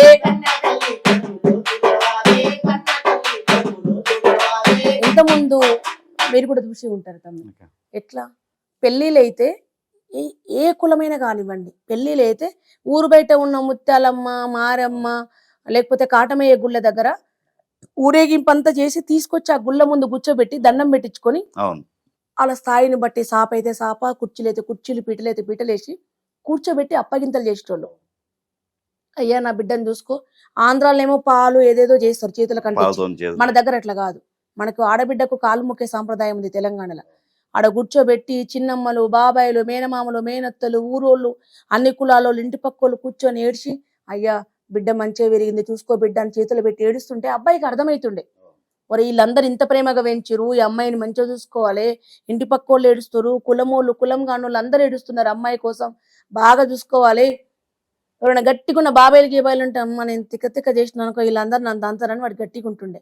ఇప్పుడు ఎట్లా ఎంగేజ్మెంట్ అయిన కాంచి మొదలు పెడితే ఇక డీజే సప్పుడు, పాటల సప్పుడు, చుట్టాలు ప్రేమగా నీకేం బాధ ఉందక్క నాకేం బాధ ఉందో మాట్లాడుకోలేము, ఎవరితో ప్రేమగా పంచుకోలేము, ఎవడన్నా ఫోన్కో సావుకో బతుకోసే ఫోన్ మాట్లాడలేకపోతున్నాం.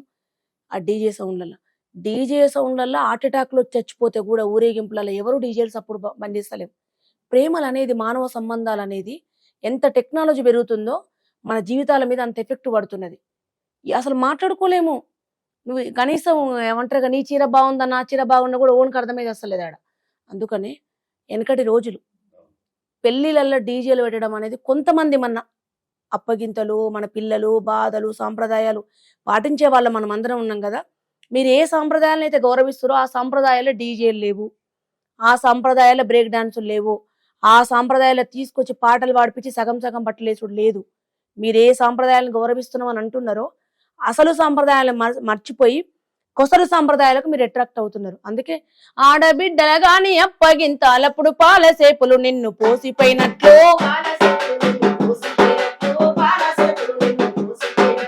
అక్క చెల్లెన్లాను అన్నదమ్ములాను అందరినీ కల్పించే మందిరమమ్మో, అమ్మో దెబ్బ తగిలినప్పుడు జబ్బు పడినప్పుడు అమ్మ అమ్మ అని అరిచితే చాలు, చాలు యముడు కూడా వచ్చి చూసిపోతాడు, చావు కూడా చూసి చూడనట్టుండు, చావు కూడా చూసి చూడనట్టుండు. ఆకాశమ్మ తల్లి అంతు జిక్కింది, పాతాల గంగమ్మ లోతు తెలిసింది, నీ అంతు జిక్కనిది ఒకటే అమ్మ ప్రేమమ్మో, ఎన్ని జన్మలకైనా ఏ జన్మకైనా.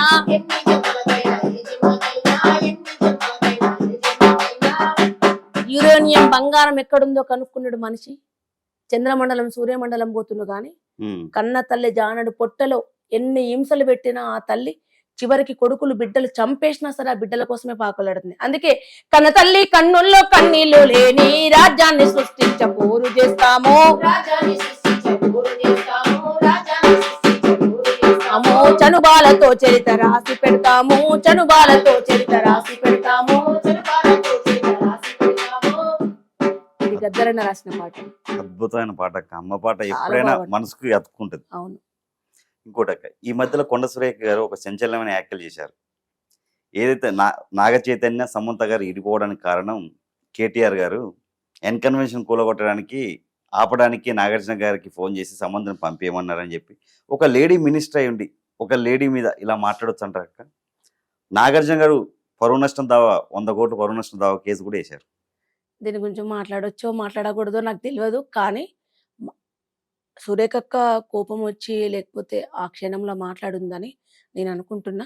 మాట్లాడకుండా ఉంటేనే బాగుండు అక్క కూడా, నా అభిప్రాయం అయితే మాట్లాడకుండా ఉంటేనే ఎందుకంటే గడిచిపోయిన జీవితాలలో ఎవరు ఏమైనదో ఎవరు ఏం మిస్టేకులు చేసారో మనకు తెలియదు.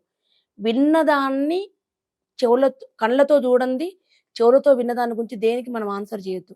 మనం బాధ్యత గల పదవిలో ఉన్న వాళ్ళము కాబట్టి చేయొద్దు. ఒకవేళ నిజంగానే మన కళ్ళతో చూసినా కూడా దానివల్ల కొంతమందికి ఇబ్బంది అవుతుంది, కొంతమంది జీవితాలు పాడవుతాయి.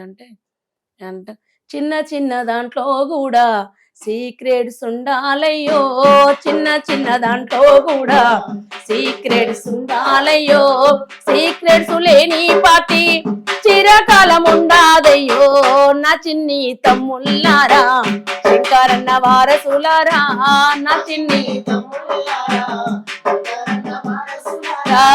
నా చిన్ని తమ్ముళ్ళారా శంకరన్న వారసులారా,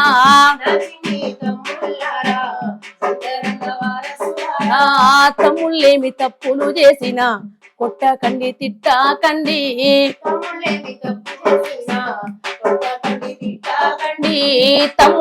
తప్పులు చేసినా కొట్టకండి తిట్టకండి, అదిరించాబోకండయ్యో బెదిరించాబోకండయ్యో, నా చిన్ని తమ్ముళ్ళారా శంకరన్న వారసులారా నా చిన్ని తమ్ముళ్ళారా శంకరన్న వారసులారా.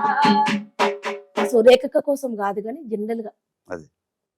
అమ్మ వాళ్ళు అంటారు కదా అన్న, ఒక మాట మాట్లాడితే ఎవరికైనా జీవితాలు కూలిపోతే కష్టమైతే అనుకుంటే అవి మాట్లాడొద్దు బిడ్డ, చెప్పొద్దు బిడ్డ అని అమ్మ పుట్టినప్పటి నుంచి నేర్పిస్తుంది.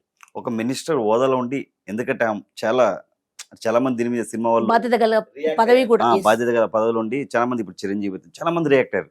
సినిమా వాళ్ళు ఎప్పుడు రియాక్ట్ అయిన వాళ్ళు ఈ కొండ సురేఖ మీద చాలా రియాక్ట్ అయ్యారు. వ్యక్తిగత ఆరోపణలు కానీ వ్యక్తిగతమైన మాటలు కానీ మాట్లాడితే ఎవరు నచ్చినట్టు ఒక మాటలు చెప్పాలంటే ఎవరికి నచ్చినట్టు వాళ్ళు బతుకుతారు. వాళ్ళ గురించి మాట్లాడే హక్కు మనకు లేదు. వాళ్ళు వచ్చే మనల్ని ఏం ఆశ్రయించలే కదా, మాట్లాడకుండా ఉంటే బాగుండు. కానీ జరిగిపోయింది పాపం. సినిమా వాళ్ళ మీద ఏమన్నా పాట పాడండి అక్క ఒకటి. తప్పకుండా అన్న. సినిమాల అశ్లీలత, కొన్ని మంచి సినిమాలు ఉన్నాయి. నాకు పెద్ద వండర్ ఏంటంటే ఈ మధ్య సమాజాన్ని, అంబేద్కర్ని, అంటరానితనాన్ని, జాతి వివక్షతను, మనుషుల మీద వివక్షతను, పిల్లల స్టడీ మీద వెనకటెప్పుడో వచ్చిన సినిమాలు మళ్ళీ రిపీట్ అవుతున్నాయి. ఎన్నో పోరాటాల ఫలితం ఇది. నాకు చాలా హ్యాపీగా ఉంది ఇప్పుడైతే. ఎందుకంటే సగం సగం పట్ల సినిమాలు పోయి 50-60% వరకు లోకం, జ్ఞానం, సమాజం. చాలా మంది ఇప్పుడు సినిమాలు తీస్తారు, ఏమేమో పేర్లు వద్దు మళ్ళీ అదో పెద్ద అవుతుంది.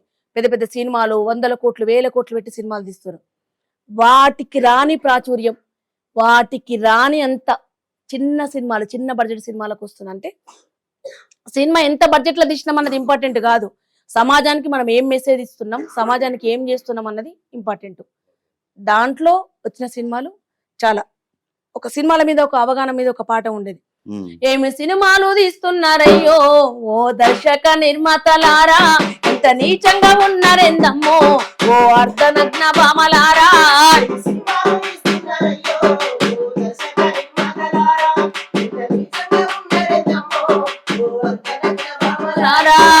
పోకిరి సినిమాలు చూసి మా పోరడు గల్లిళ్ళ గుండా అయ్యిండు, మా గుండెల్ల గుణపమయ్యిండు.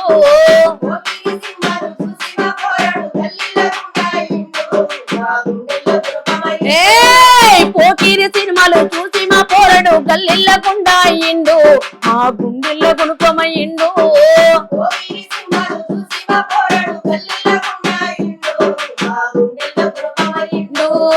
చదువుకొని సక్రమంగా ఉంటాడంటే విక్రమార్కుడు చూసి వచ్చి అక్రమాలకు అలవాటయ్యిండు.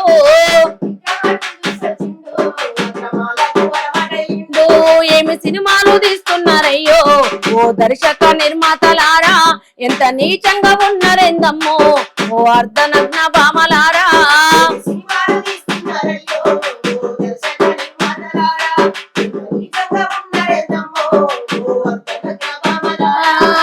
భగత్ సింగ్ బోసు ఆమె నేతాజీ సుభాష్ భగత్ సింగ్ బోసు చరిత్రలెన్నో ఉన్నాయి, కొత్త చరిత్రలెందుకు మాకు.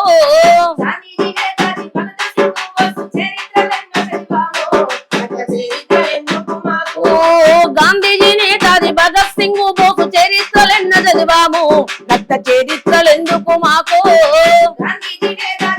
సింగ్ బోసు చరిత్రలెన్నో చదివాము, కొత్త చరిత్రలెందుకు మాకు.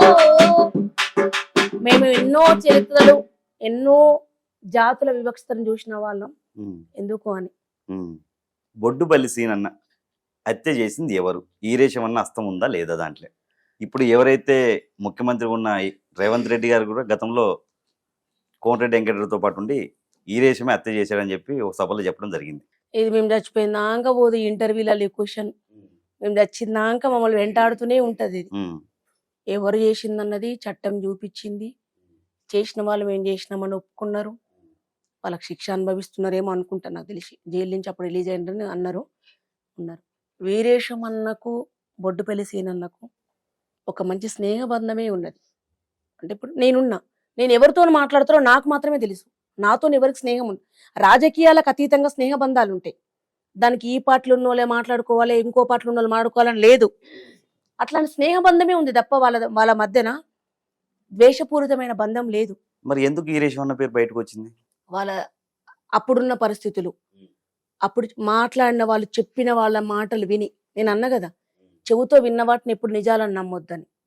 మా కాన్స్టిట్యూన్సీ సంబంధించిన ఒక ఆయన పేరు ఎందుకు, ఆయన చెప్పిన మాటలు, ఆయన చేసిన వాటికి, వీటన్నిటికీ ఈయనే ప్రేరణ.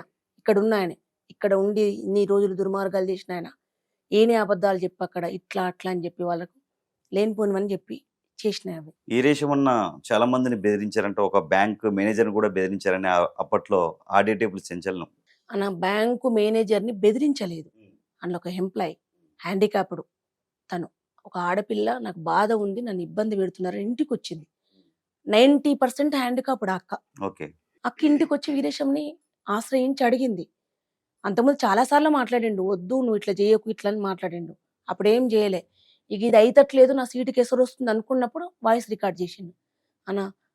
అనగారిన బిడ్డలు, అన్యాయానికి గురి కాబడ్డ వాళ్ళు, బాధించబడ్డ వాళ్ళు, ఎక్కడ న్యాయం దొరకని వాళ్ళు చివరి దశలు వేముల వీరేశం దగ్గరికి వస్తారు. వాళ్ళు ఆ బాధ విన్నప్పుడు, ఆ బాధ తీర్చే కుర్చీలో మనం కూర్చున్న వాళ్ళం. ఈ కుర్చీకి అంత విలువ ఉంది, దీంట్లో కూర్చొని ఆ బాధను సాల్వ్ చేయగలం. అట్లాంటి అనుకున్నప్పుడు అనుకోకుండానే ఆవేశం వస్తుంది. అదే నువ్వు ఆంధ్ర నుంచి బతకడానికి వచ్చినోడు నువ్వేంటి ఇక్కడ అన్నట్టు కొన్ని మాటలు కూడా వచ్చాయి. అంతకంటే ముందు చాలా సార్లు కన్వెన్సేషన్ జరిగింది, మాట్లాడిండు, విన్నాడు, కూర్చోబెట్టి మాట్లాడి విననప్పుడు లాస్ట్కి వచ్చినది అవన్నీ.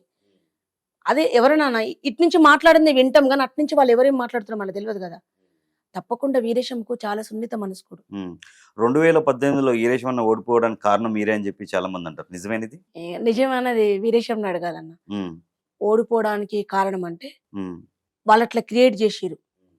ఇప్పుడు నేను అంతకుముందు ఎమ్మెల్యే కూడా 4.5 ఏళ్ళు అట్లనే ఉన్నా, ఓడిపోయిన 4.5 ఏళ్ళు అట్లే ఉన్నా, ఇప్పుడు ఎమ్మెల్యే అయ్యి సంవత్సరం కావస్తుంది అట్లనే ఉన్నా. నేను ఎప్పుడు ఏం మారలే.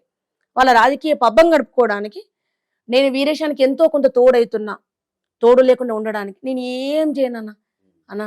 ప్రజల కోసం బతికి ప్రజలు బువ్వ పెడితే పాసిపోయిన అన్నము వాళ్ళ ఇంట్లో ఉంటే మాకు ఆకలి అయితే ఆ పాసిపోయిన అన్నాన్ని నీళ్ళల్లో జాడిచ్చి ఒక గుడ్డలేస్తే మేము కట్టుకున్న లింగీలు, మా అన్న వాళ్ళ ఉతుకున్న లుంగీలు ఉంటే అలా మొత్తం అన్ని ఇండ్ల కాంచి కూర అన్నం తెచ్చుకొని కలుపుకొని 3 బదాట్ల కాడ తిప్పేసిన కాడ తినొచ్చిన వాళ్ళం మేము. ఇంకోటి, ఇప్పటికి కొన్ని ప్రాంతాల్లో నక్సలైట్స్ అంటే ప్రజల కోసం పోరాడే వాళ్ళు అంటారు. అలాంటి నక్సలైట్లు పోలీసులకు దొరికినప్పుడు ఎలాంటి చిత్రహింసలు ఉంటాయి వాళ్ళకి? నార్మల్ గా ఉండవు. ఆ చిత్రహింసలు అంటే మనుషుల లెక్కలు ఉండరు వాళ్ళప్పుడు, మానవ మృగాలు అవుతారు వాళ్ళు అని. ఇప్పుడు నేను ఏమంటున్నా, నక్సలైట్లకు పోలీసులకు పర్సనల్ పంచాయతీ ఏమైనా ఉందా? ఏం లేదు. వీళ్ళు ప్రజల కోసం పోరాడు ప్రజల రక్షకులని పోలీసు వాళ్ళు చెప్తున్నారు. మేము ప్రజల కోసమే ప్రాణం ఇవ్వడానికి పోయినామని నక్సలైట్లు చెప్తున్నారు. వీళ్ళు జీతాలు తీసుకొని పనిచేసేవాళ్ళు. పెళ్ళం, పిల్లలు, కుటుంబాలు, రక్త సంబంధాన్ని, ఊరుని వీపున సద్ది మూట కూడా ఉండదు. సొంత పేరు కూడా చెప్పుకోలేరు. ఏ ఊరో కూడా తెలియదు వాళ్ళకు. ఏడ రాలిపోతామో తెలిసి కూడా ఏ స్వార్థం లేకుండా ప్రజల కోసం పనిచేసేవాళ్ళు. మీరు దొరికితే చట్టపరంగా మీకు ఒక అవకాశం ఉంది, కోర్టులో సబ్మిట్ చేయరి. ఏమైనా రహస్యాలు ఉంటే చెప్పించుకోరు. గోళ్లు వీకి చిత్రహింసలు పెట్టి ఇవన్నీ చేస్తే ఏమొస్తుంది? చూసారక్క మీరు? నేను సంతోష్ అన్నది ఒక ఇంటర్వ్యూ, రియాజ్ చర్చల ప్రతినిధి రియాజ్, ఇద్దరం కలిసి పీడిఎస్ రాష్ట్ర కమిటీలో, నేను, వీరేశం, కరుణ, క్రాంతి, మేమందరం పీడిఎస్ రాష్ట్ర కమిటీలో పనిచేసినాం. తను అప్పుడు రాష్ట్ర ప్రెసిడెంట్ ఉండే, అన్న స్టేట్ ప్రెసిడెంట్గా. బీటెక్ గోల్డ్ మెడలిస్ట్ అన్న, నెల్లూరులో గోల్డ్ మెడల్ తీసుకున్న ఆయన. అట్లాంటి అన్న చర్చల ప్రతినిధి అయిండు.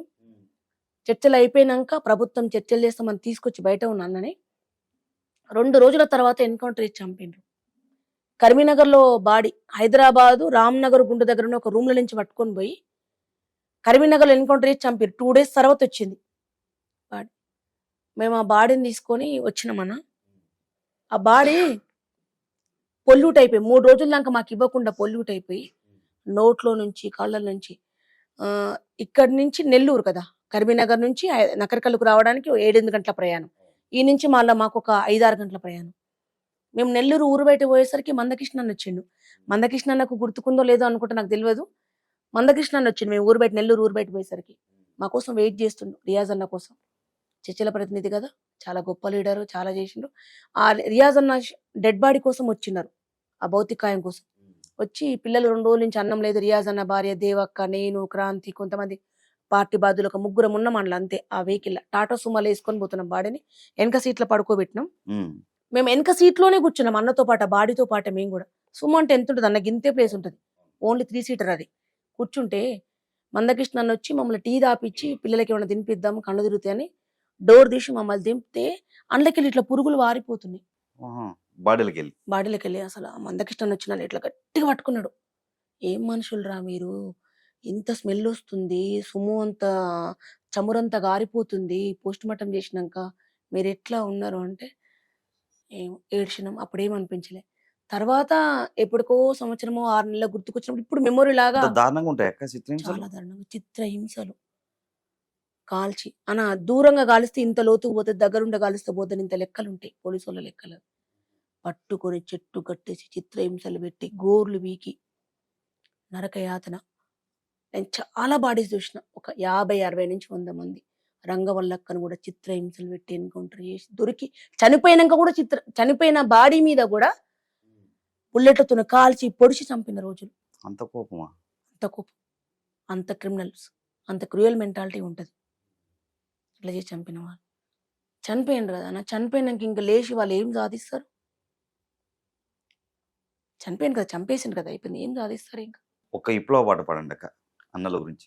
కొడుకో గజ్జాల రాజ పోదం రాజాతరా, కొడుకో గజ్జాల రాజ కరిమినగర్ యాతరా,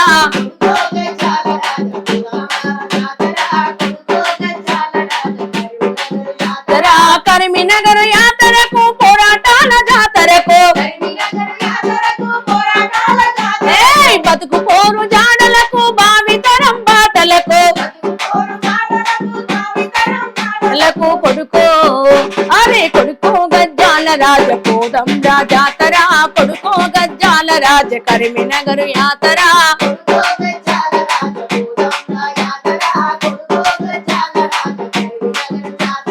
కరిమినగర్ పోరులోన పూలన్నల తెగువ చూడ,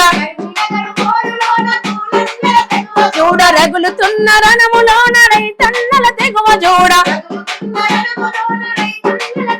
చూడ రైతు కూలి అన్నలకు విద్యార్థుల తోడు చూడ, వివిధ పోరాటం నెత్తి మీద అణచివేత కత్తి చూడ, కొడుకో అరే కొడుకో గజ్జాల రాజ పోదం రాజాతరా, కొడుకో గజ్జాల రాజ కరిమినగర్ యాతరా,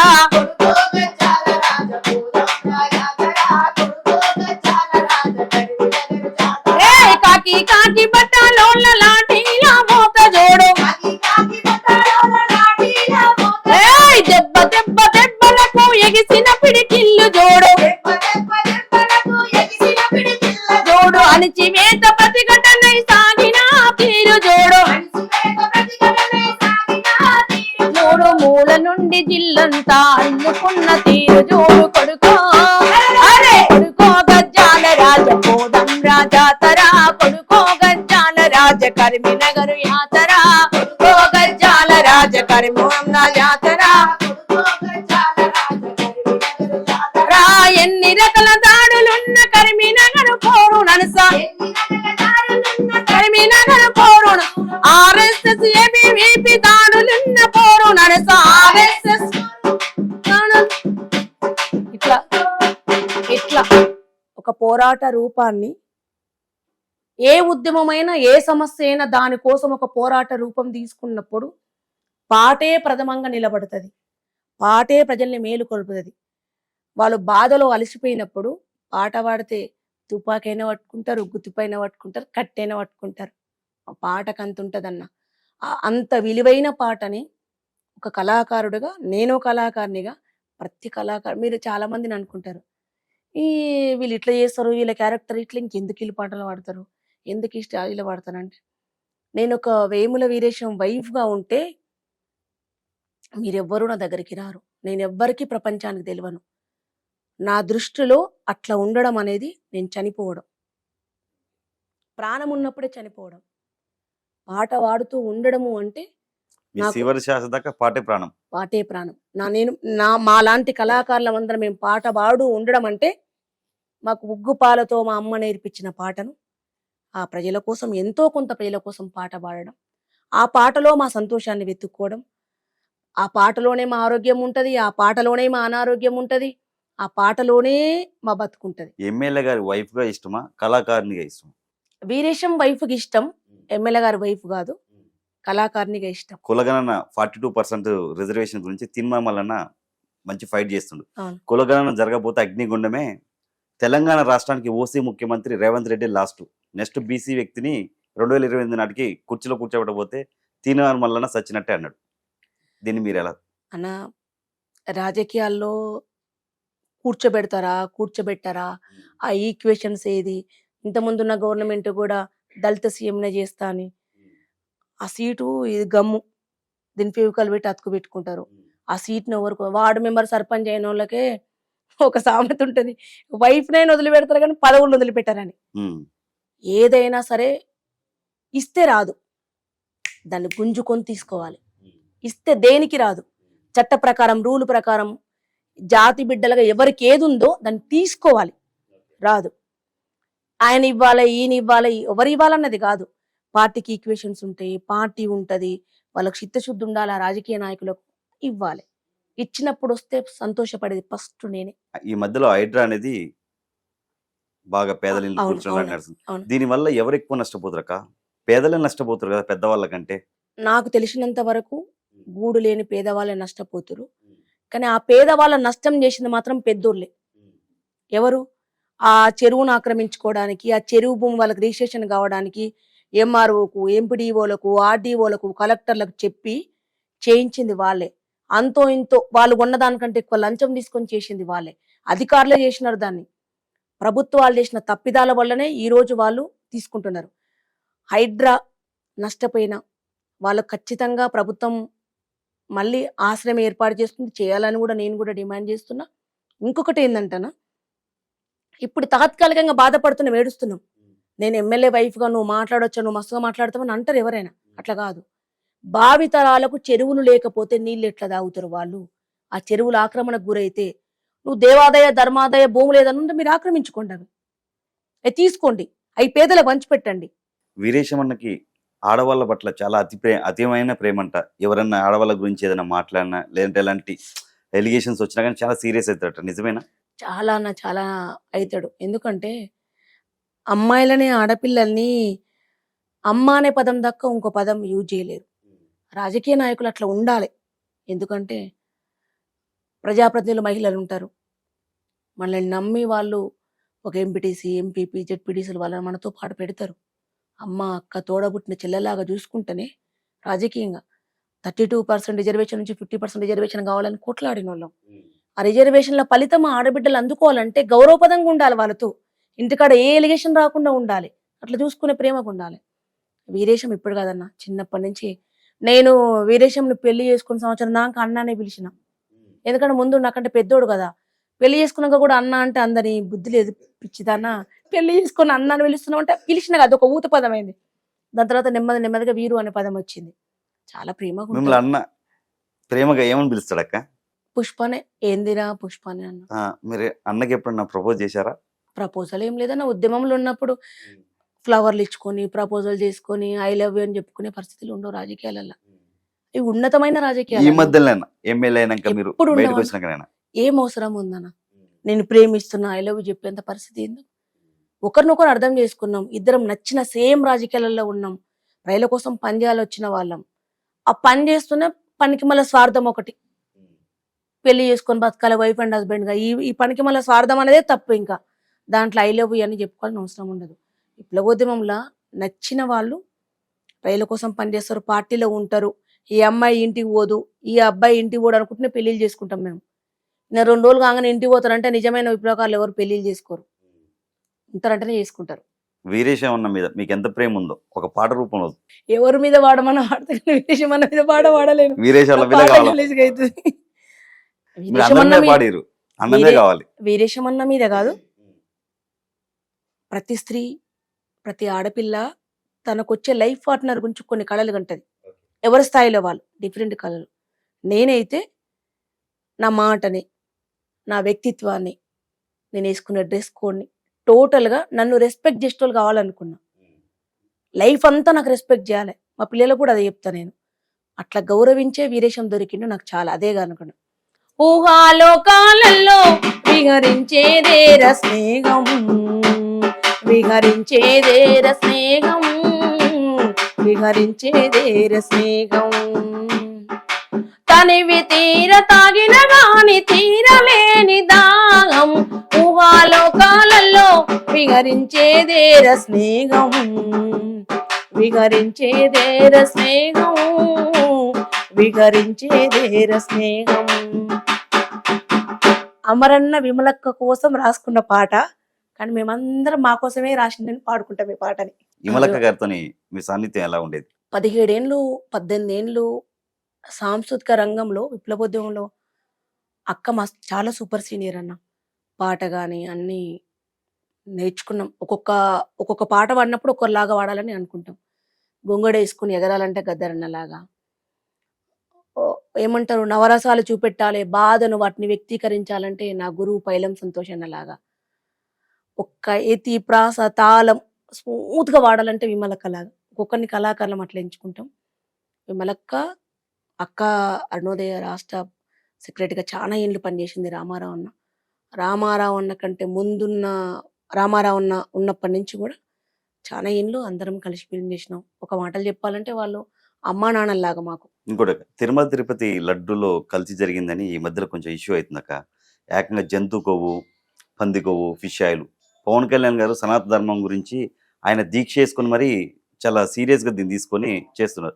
దీని మీద కూడా కొంతమంది విమర్శలు చేస్తారు. ప్రకాష్ రాజ్ అయితేంది, అసలు ఏడుకొండల వాడంటే ఇంత చులకన వీళ్ళకి. ఇప్పుడు దేవుడి లడ్డులో ఏ మతానికైనా కొన్ని నియమాలు ఉంటాయి. అవును, ఇదే వాడాలి, ఇదే చేయాలని. ఆ భక్తుల మనోభావాలు, ఆ తిరుపతి వెంకన్న దగ్గర దేవుడి దగ్గర పోయే వాళ్ళకు కొన్ని నియమాలు, నిష్ఠ, ఉపవాసాలు ఇవన్నీ ఉంటాయి. ఈ కొవ్వులు వాడొద్దు, ఇవన్నీ వాడుతుంటది. ఇప్పుడు ఏ రాజకీయ నాయకుడైనా, ఎవరు చైర్మన్ ఉన్నా, ఎవరేం చేసినా భక్తుల మనోభావాలకు అనుగుణంగా మనకిచ్చిన పదవిని నిర్వర్తించాలి. కానీ విరుద్ధంగా చేస్తే దానికి పనిష్మెంట్ అనుభవించాల్సిందే. ఇప్పుడు పవన్ కళ్యాణ్ గారు ఉన్నారు, చెయ్యొద్దు తప్పు, దాన్ని తప్పు నిరూపించబడాలి, ఇంకొకరు పనిష్మెంట్ లాగా కావాలని కోరుకుంటున్నారు. నేను దాన్ని ఏకీభవిస్తున్నా. మనం ఏ రంగానికి బాధ్యులుగా ఉన్నా ఆ రంగానికి న్యాయం చేసేటోళ్ళము, ఆ ఉన్న నియమావళికి ఇబ్బంది కలిగించకుండా పనిచేసేటోళ్ళం కావాలి. తిరుపతి లడ్డు ఈ నియమాల ప్రకారం కర్పూరం వేసి లడ్డు వేసి మడిగట్టుకున్న వాళ్ళే చేసి, మిషనరీ కాకుండా చేతులతో చేయాలని, ఏ రోజు ఆ రోజు చేయాలని, ఎంత క్వాంటిటీ ఉండాలని చాలా లెక్కలు ఉన్నాయి. ఖచ్చితంగా టీటీడీ రూల్స్ ఏమని ఆ రూల్ ప్రకారమే చేయాలి. రూలుకు విరుద్ధంగా ఏమైనా చేసిందని రుజువు చేయబడితే రాజకీయ కోణం చేయొద్దు. దాన్ని రాజకీయాల కోసం లేని ఒకవేళ దాన్ని ఏమైనా అంటగడదాం, ఏమైనా చేయాలని చూస్తే మాత్రం తప్పవుతుంది. మీరు నమ్మిన దేవుణ్ణి మీరే అబద్ధాలు చెప్పి మీరే తప్పు చేయాల్సి వస్తుంది. నిజంగానే తప్పు జరిగితే మాత్రం ఖచ్చితంగా పనిష్మెంట్ తినాలి. పవన్ కళ్యాణ్ గారు ఇది కొండ సురేఖ ఇష్యూలో కూడా కొంచెం ఘాటుగానే స్పందించారు. సమంత గారి గురించి మాట్లాడితే మీరందరూ బయటకు వస్తారు, సనాతన ధర్మం గురించి మాట్లాడితే లడ్డు విషయంలో కల్తీ జరిగినప్పుడు ఎవరు బయటకు వచ్చి మాట్లాడలే, దీని గురించి ఎందుకు మాట్లాడుతున్నారని కూడా అన్నాడు ఆయన. నేను సినిమా రంగానికి చాలా దూరం, నాకు ఆ సినిమా రంగం అంటే కూడా నచ్చదు, కాబట్టి వాళ్ళ గురించి కామెంట్ చేసేంత కాదు. ఎందుకంటే రాజకీయాలకు నిబద్ధత ఉండి రాజకీయాల కోసం కాదు కదా జరిగేది. అది ఏ క్షణంలో ఆ క్షణంలో వాళ్ళు మాట్లాడుకుంటూ పోతూనే ఉంటారు. అన్న ఏ రంగం, సినిమా రంగానికి వస్తే సినిమా రంగం ఇంపార్టెంట్, సనాతన ధర్మానికి వస్తే సనాతన ధర్మం ఇంపార్టెంట్. క్రిస్టియన్స్ ఉన్నారనుకో వాళ్ళ రూల్స్ వాళ్ళకు ఉంటాయి, ముస్లిమ్స్ ఉన్నారనుకో ఎవరి రూల్స్ వాళ్ళు ఉంటుంది. ఇది చేయమని వాళ్ళని అడగలేము, వాళ్ళు చేయము. రాజకీయాలు ఉన్నప్పుడు ఎవరు ఏం మాట్లాడతారో తెలియదు. ఇప్పుడు జనాలు కొంచెం కేసీఆర్ మళ్ళీ రావాలి, కేసీఆర్ కావాలి, ఆ రోజే చెప్పిండు కేసీఆర్ మోసపోవద్దు, గోసపడతారు, కాంగ్రెస్ పార్టీ వస్తే మళ్ళీ పాత తెలంగాణ చూస్తామని చెప్పి అన్నారని ఎవరైతే ఒక బాధితుడు ఆవేదన వ్యక్తం చేశాడు. ఇప్పుడు బై ఎలక్షన్ పెట్టండి, మీకు దమ్ముంటే కాంగ్రెస్కి ఒక్క సీటు కూడా రాదని చెప్పి అన్నాడు. నేను ఒక ఎంప్లాయీగా ఉండి రాజకీయాలు మాట్లాడొద్దు, ఎవరిని ఎక్కించాలి ఎవరు దించాలన్నది ప్రజలు డిసైడ్ చేసుకుంటారు. మనం అందరం మస్తు కళలు కంటాం, ఎవరైనా ఏ పార్టీ వాళ్ళైనా ఆ టైం వచ్చేసరికి వాళ్ళు ఎవరు చేయాలనుకుంటారో వాళ్ళని చేస్తారు.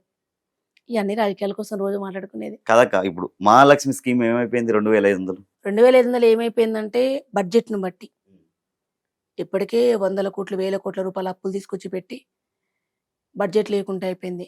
చాలా డిపార్ట్మెంట్లకు 4-5 నెలలుగా ఉద్యోగాలకు జీతాలు లేవు. గవర్నమెంట్ దగ్గర బడ్జెట్ ఉంటేనే జీతాలు వేస్తుంది. జీతాలు వేయలేదనే మనం ప్రాపగండ చేస్తున్నాం తప్ప గవర్నమెంట్ దగ్గర ఎందుకు బడ్జెట్ లేకుండా పోయింది, బడ్జెట్ లేకపోవడానికి కారణం ఏంది? మనం ఒక దగ్గర అప్పు తెచ్చుకున్నాం, మన అప్పులోనికి అప్పు కడితేనే కదా మళ్ళీ మనకు అప్పిచ్చేది. మనకు వచ్చే ఆదాయం ఎంత, మనం చేసే ఖర్చు ఎంత, ఖర్చుకు మించిన అప్పులు చేసి పెట్టుకున్నాం మనం. ఇంకో అప్పులోడు ఓడిస్తలేడు, ఈ అప్పులు తీర్పొంది అప్పులు ఇయ్యరు, ఎట్లనో అట్లా గడ్డుగడ్డుగా గడుపుతుంది ప్రభుత్వం అనుకుంటున్నా. నేను మీద ఒక పాట వినాలంది, బొంబాయి పోతున్న ఆ సాంగ్ చాలా ఇష్టం నాకు. వలస జీవితాన్ని, బొంబాయి బతుకుదెరువుని మనం అందరం చూసినాం. తెలంగాణలో పుట్టిన ప్రతి బిడ్డ ఈ నల్గొండ మండలం పక్కన బోర్ల రామరెడ్డి అని పేరే ఉంది ఆయనకు. ఆ నాన్నకు నేను నానాని పిలుస్తానని, బాబాయ్ నాన్నని పిలుస్తా. 170 బోర్లు వేసిండు ఆయన. బోర్లు పడలే. ఒక 10-15 ఏళ్ల కింద బోర్లు వేసి వేసి అలసిపోయి అప్పుల పాలై ఆత్మహత్య చేసుకున్న వాళ్ళని చూసినాం. ఆ రైతుల ఆత్మహత్యల కోసం, పత్తి రైతుల ఆత్మహత్యల కోసం, బోర్లు వేసిన రైతుల ఆత్మహత్యల కోసం, అప్పులు చేసుకొని చనిపోతున్న రైతుల ఆత్మహత్యల కోసం సూర్యాపేట నుంచి అప్పుడున్న రైతు కూలి సంఘం పిలుపునందుకుంటే 3 సార్లు హైదరాబాద్కు మేము పాదయాత్ర చేసినాం. ఓకే. రండిరో కూలన్న సంఘం బెడదాము, దొరల సంగతేంద చూద్దాము. రండిరో కూలన్న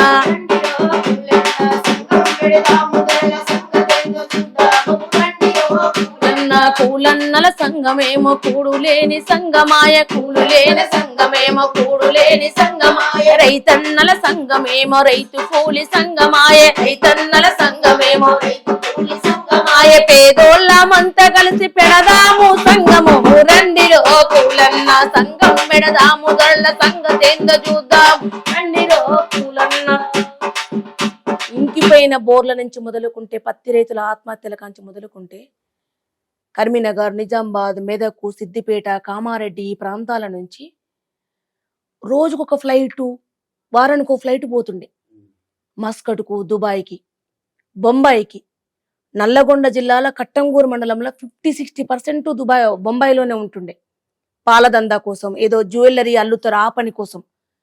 వలసపోయిన వాళ్ళు ఆ రూమ్ రెంట్లు కట్టుకొని, ఆ పాలదందాలలో ఏదో చిన్న చిన్న రూపాయస్తం చేసి, పోలీసు కేసులు అనుభవించి, బొంబాయి పోయి బతకలేక తిరిగి వచ్చిన, బొంబాయికి ముసలి తల్లిదండ్రులు వదిలిపెట్టిపోతా, ముసలి తల్లిదండ్రులు ఇక్కడ బాధ భరించలేకుండా ఉంటే, ఆ బాధను చూసిన కవి కోదారి సిరన్న రాసిన పాట. ఓకే. అప్పుడున్న కరువు ప్రాంతం, బొంబాయి పోయిన బిడ్డలు అక్కడ పోయే వాళ్ళు శవాలై తిరిగి వస్తుంటే, ఇవి అన్నిటి నుంచి పుట్టిన పాటే ఆ బొంబాయి పాట. బతుకు తెరువు కాని అమ్మ మాయమ్మ, బొంబాయి పోతున్న తల్లి మాయమ్మ. నా చేతగా నీ దాన్ని కొడుక మల్లయ్య, ముసలి పానము నాది బిడ్డ మల్లయ్య.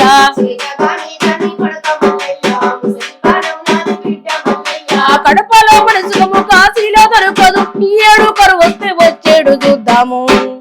నన్నిడిసిపోవద్దు కొడుక మల్లయ్య, ఊరిడిసిపోవద్దు బిడ్డ మల్లయ్య.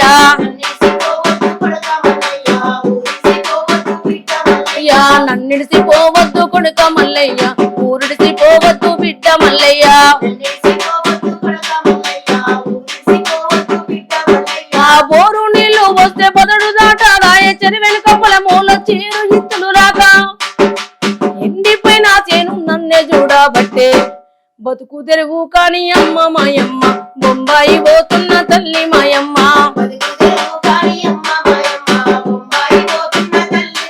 మా చేతగా నీ దాన్ని కొడుక మల్లయ్య, ముసలి పానము నాది బిడ్డ మల్లయ్య.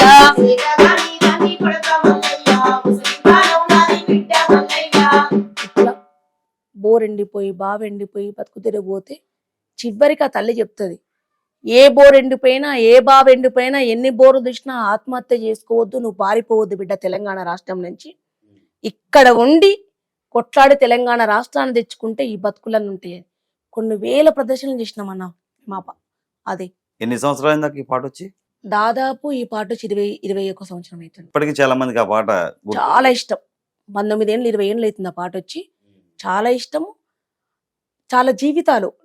నాకు మరుపురాంది ఆ పాటలు ఏంటంటే, మెదకుల రసమయ్యను అందరం కలిసి ఫస్ట్ టైం ధూమ్ధాం పెట్టినాం. అన్ని కల్చరర్, విప్లవోద్యమంలో ఉన్న కల్చరర్ వాళ్ళము, నార్మల్గా ఉన్న వాళ్ళందరం కలిసి మెదకులకు ధూమ్ధాం పెట్టినాం. దాంట్లో హరీష్ రావు అన్న ఉన్నప్పుడు ఎంపీను, నాకు అంత రాజకీయ అప్పుడు అవగాహన లేదు. మేము అందులో నేను సంతోష్ అన్న ఈ ప్రదర్శన ఇచ్చినాం. ఈ ప్రదర్శన అయిపోయినాక మా పాట ఎండు కాగానే కింద నుంచి ఒక రిపోర్టర్ వచ్చిండు. అన్న ఒకవేళ నా ఇంటర్వ్యూ చూసుంటే ఆ రిపోర్టర్ ఎవరో ఒక్కసారి మీరు నన్ను కాంటాక్ట్ అవ్వండి అన్న, నేను చాలాసార్లు చెప్పిన మిమ్మల్ని. రిపోర్టర్ వచ్చి పైకి వచ్చి మమ్మల్ని పట్టుకొని బిగ్గరగా ఏడ్చిండు. ఏడ్చి అందరి ముందు మైక్ పట్టుకొని చెప్పిండు, మా అన్న బొంబాయి పోయిండు, రోజు మా అమ్మ ఇట్లనే ఏడుస్తుంది. పుష్పక వీరేశం అన్న ఈ పాట గురించి పాడి ఏడిస్తే నాకు మా అమ్మ మా అన్న గుర్తుకొచ్చిండు. అన్న నువ్వు తిరిగిరా బొంబాయి నుంచి, ఇక్కడ మనం అందరం తెలంగాణ కోసం కొట్లాటం చేద్దాం. నేను అనుకున్నా, అరే ఈ పాట ఇంతమందికి ప్రేరణ అవుతుంది, ప్రేరణ అవుతుంది. మన కళని, మన పాటని మనం పాటలు చూడట్లేదు, ఇలా జీవితం ఉన్నది వాళ్ళది, వాళ్ళ జీవితాలను చూసుకుంటుండు అనుకున్న గోదావరి సీనన్న రాసినందుకు, అది ప్రదర్శన వేల ప్రదర్శనలు ఇచ్చినందుకు మా జన్మ కూడా ధన్యమైపోయిందని అనుకుంటా. హరీష్ అన్న అదే సభలో 78,000 చెక్ ఇచ్చిండు మాకు ఆ పాటకు, మేము చేసిన యాక్షన్కు. ఆ పైసలు పెట్టి మేము 2 సీడీలు తీసుకోగలిగినాం అప్పుడు పార్టీ విమలక్క మేమందరం కలిసి 2 అన్న చెక్ ఇచ్చిండు. ఒక్క మాటలో, ఒక పాట రూపంలో గద్దర్ గారి గురించి. రాజహింస వెలుగుతున్నదో, తెలంగాణ గడ్డ నెత్తుటేరులు బారుతున్నదో,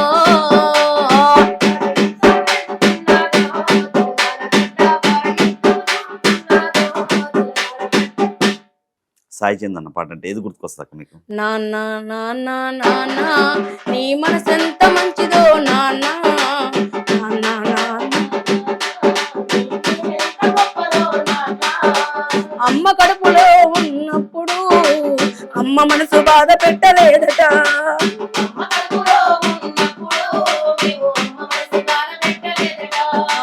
భూమి మీద పడ్డ వేలప్పుడు అమ్మ ఎత్తుకొని ఎదల కత్తుకున్నావో,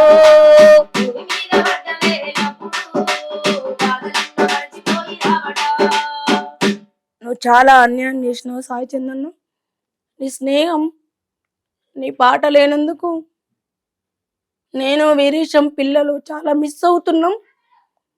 నీ ఫ్యామిలీ కూడా చాలా బాధపడుతుంది. మమ్మల్ని వదిలేసి చాలా తప్పు చేసినావు నువ్వు. ఎన్ని రోజులైనా నీ ఫోటో, నీ బొమ్మ ఏడ కనపడ్డా, నీ పాట ఏడ వినపడ్డా, నీ మీద నాకు ఇంత ప్రేమ ఉందని తెలియదు తిక్కలోడా. నువ్వు చనిపోయిన తర్వాతనే నాకు తెలుస్తుంది. కనపడ్డప్పుడు వీరేశం నువ్వు ఊక ముచ్చట్లు పెట్టుకుంటానని నాకు చాలా కోపం ఉండే, కానీ నువ్వు మిస్ అయిన తర్వాతనే నాకు తెలుస్తుందన్న ఈ బాధ. నేను రజనీని చూడలేకపోతున్నా, చాలా బాధపడుతున్నా, మేము చాలా సఫర్ అవుతున్నాం. ఇంత తొందరగా పోతామని అనుకోలేదన్న, పోకుండా ఉండాల్సిందని అనుకుంటాను. జయరాజ్ అన్న పాట. వానమ్మ వానమ్మ వానమ్మో ఒక్కసారన్న వచ్చిపోవే వానమ్మ,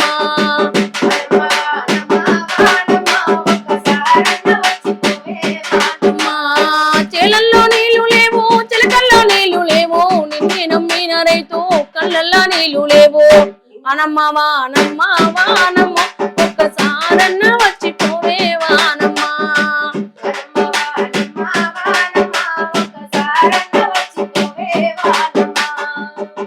విమలక్క పాట లాస్ట్. ఆడుదాం డప్పుల్ల దరువీరా, పల్లె తెలంగాణ పాట పాడరా,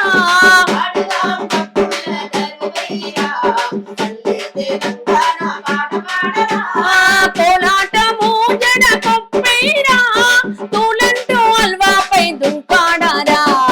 ఆడుదాం అరరే ఆడుదాం బరబరే ఆడుదాం డప్పున్న దరువీరా, పల్లె తెలంగాణ పాట పాడరా, ఆడుదాం డప్పుల్ల దరువీరా, పల్లె తెలంగాణ పాట పాడరా. పుష్పక్క పాట కావాలి. దళిత పులులమ్మ అరే కారం చెడుపు స్వాములతోటి కలబడి నిలబడి పోరు చేసిన దళిత పులులమ్మ,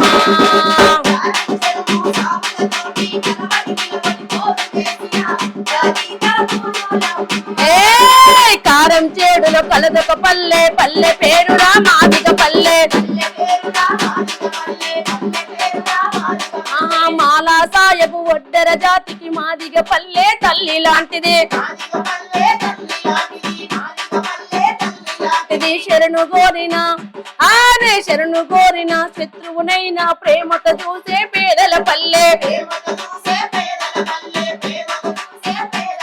లే మాదిగ పల్లె పేరు వింటరా, కమ్మ దొరలకే కాళ్ళు వలుకురా, రా బరిసలెత్తుకొని పందెమాడితే ఊరు దొరలకే ముచ్చబడుతుంది.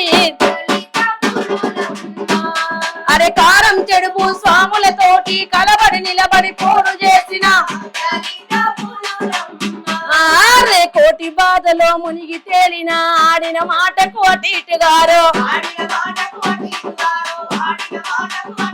అది వడ్డీల మీద వడ్డీలు గట్టి నడ్డి విరిగిన బుద్ధిమంతులే,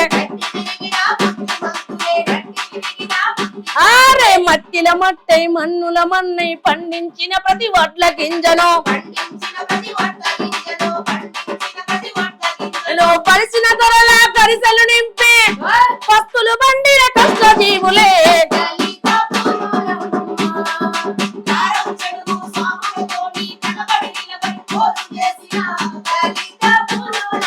మారే తరాల నుండి యుగాల నుండి భూమి నమ్ముకొని బతుకుతున్నారు వాళ్ళ చెమట ఇంకని చేను లేదురా నెత్తురు ఇంకని ఇత్తు లేదురా ఆరే పత్తి చేలకు ప్రాణం వాళ్ళే మొలిసే మొక్కకు ఎరువులు వాళ్ళే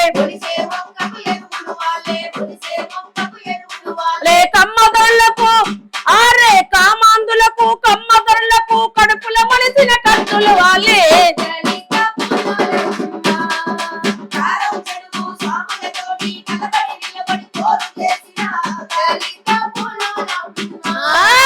కోడలాంటి మరి కుర్ర వాళ్ళు రా సాము నేర్చినారు చదువు నేర్చినారు అరే తురే అని ఎవడన్నంటే మాట చక్కగా రాని అంటారు వాళ్ళు ఉన్న గుడ్డలు తెల్లకు చుక్కొని మల్లె పూల పల్లెలు ఉంటారు ఆస్తులు పాస్తులు లేకున్నా మాకు ఆత్మ గౌరవం ఉన్నది అంటారు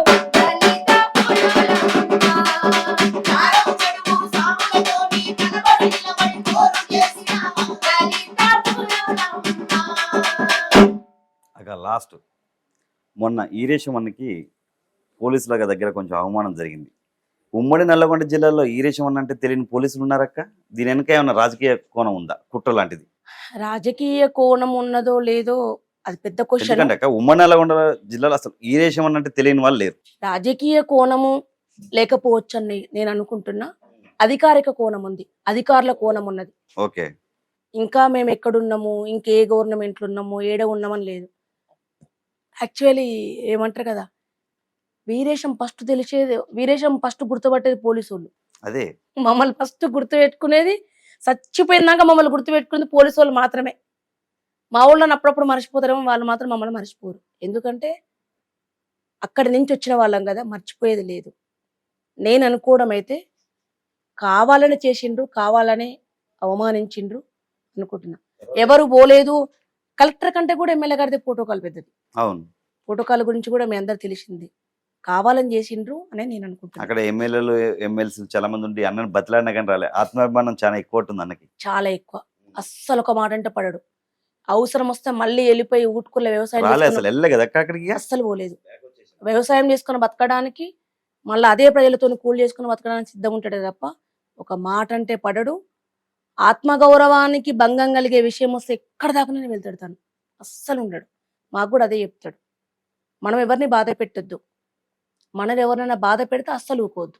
థ్యాంక్ యూ అక్క, అడగగానే ఇంటర్వ్యూ ఇచ్చినందుకు చాలా థ్యాంక్ యూ ధన్యవాదాలు. థ్యాంక్ యూ అన్న.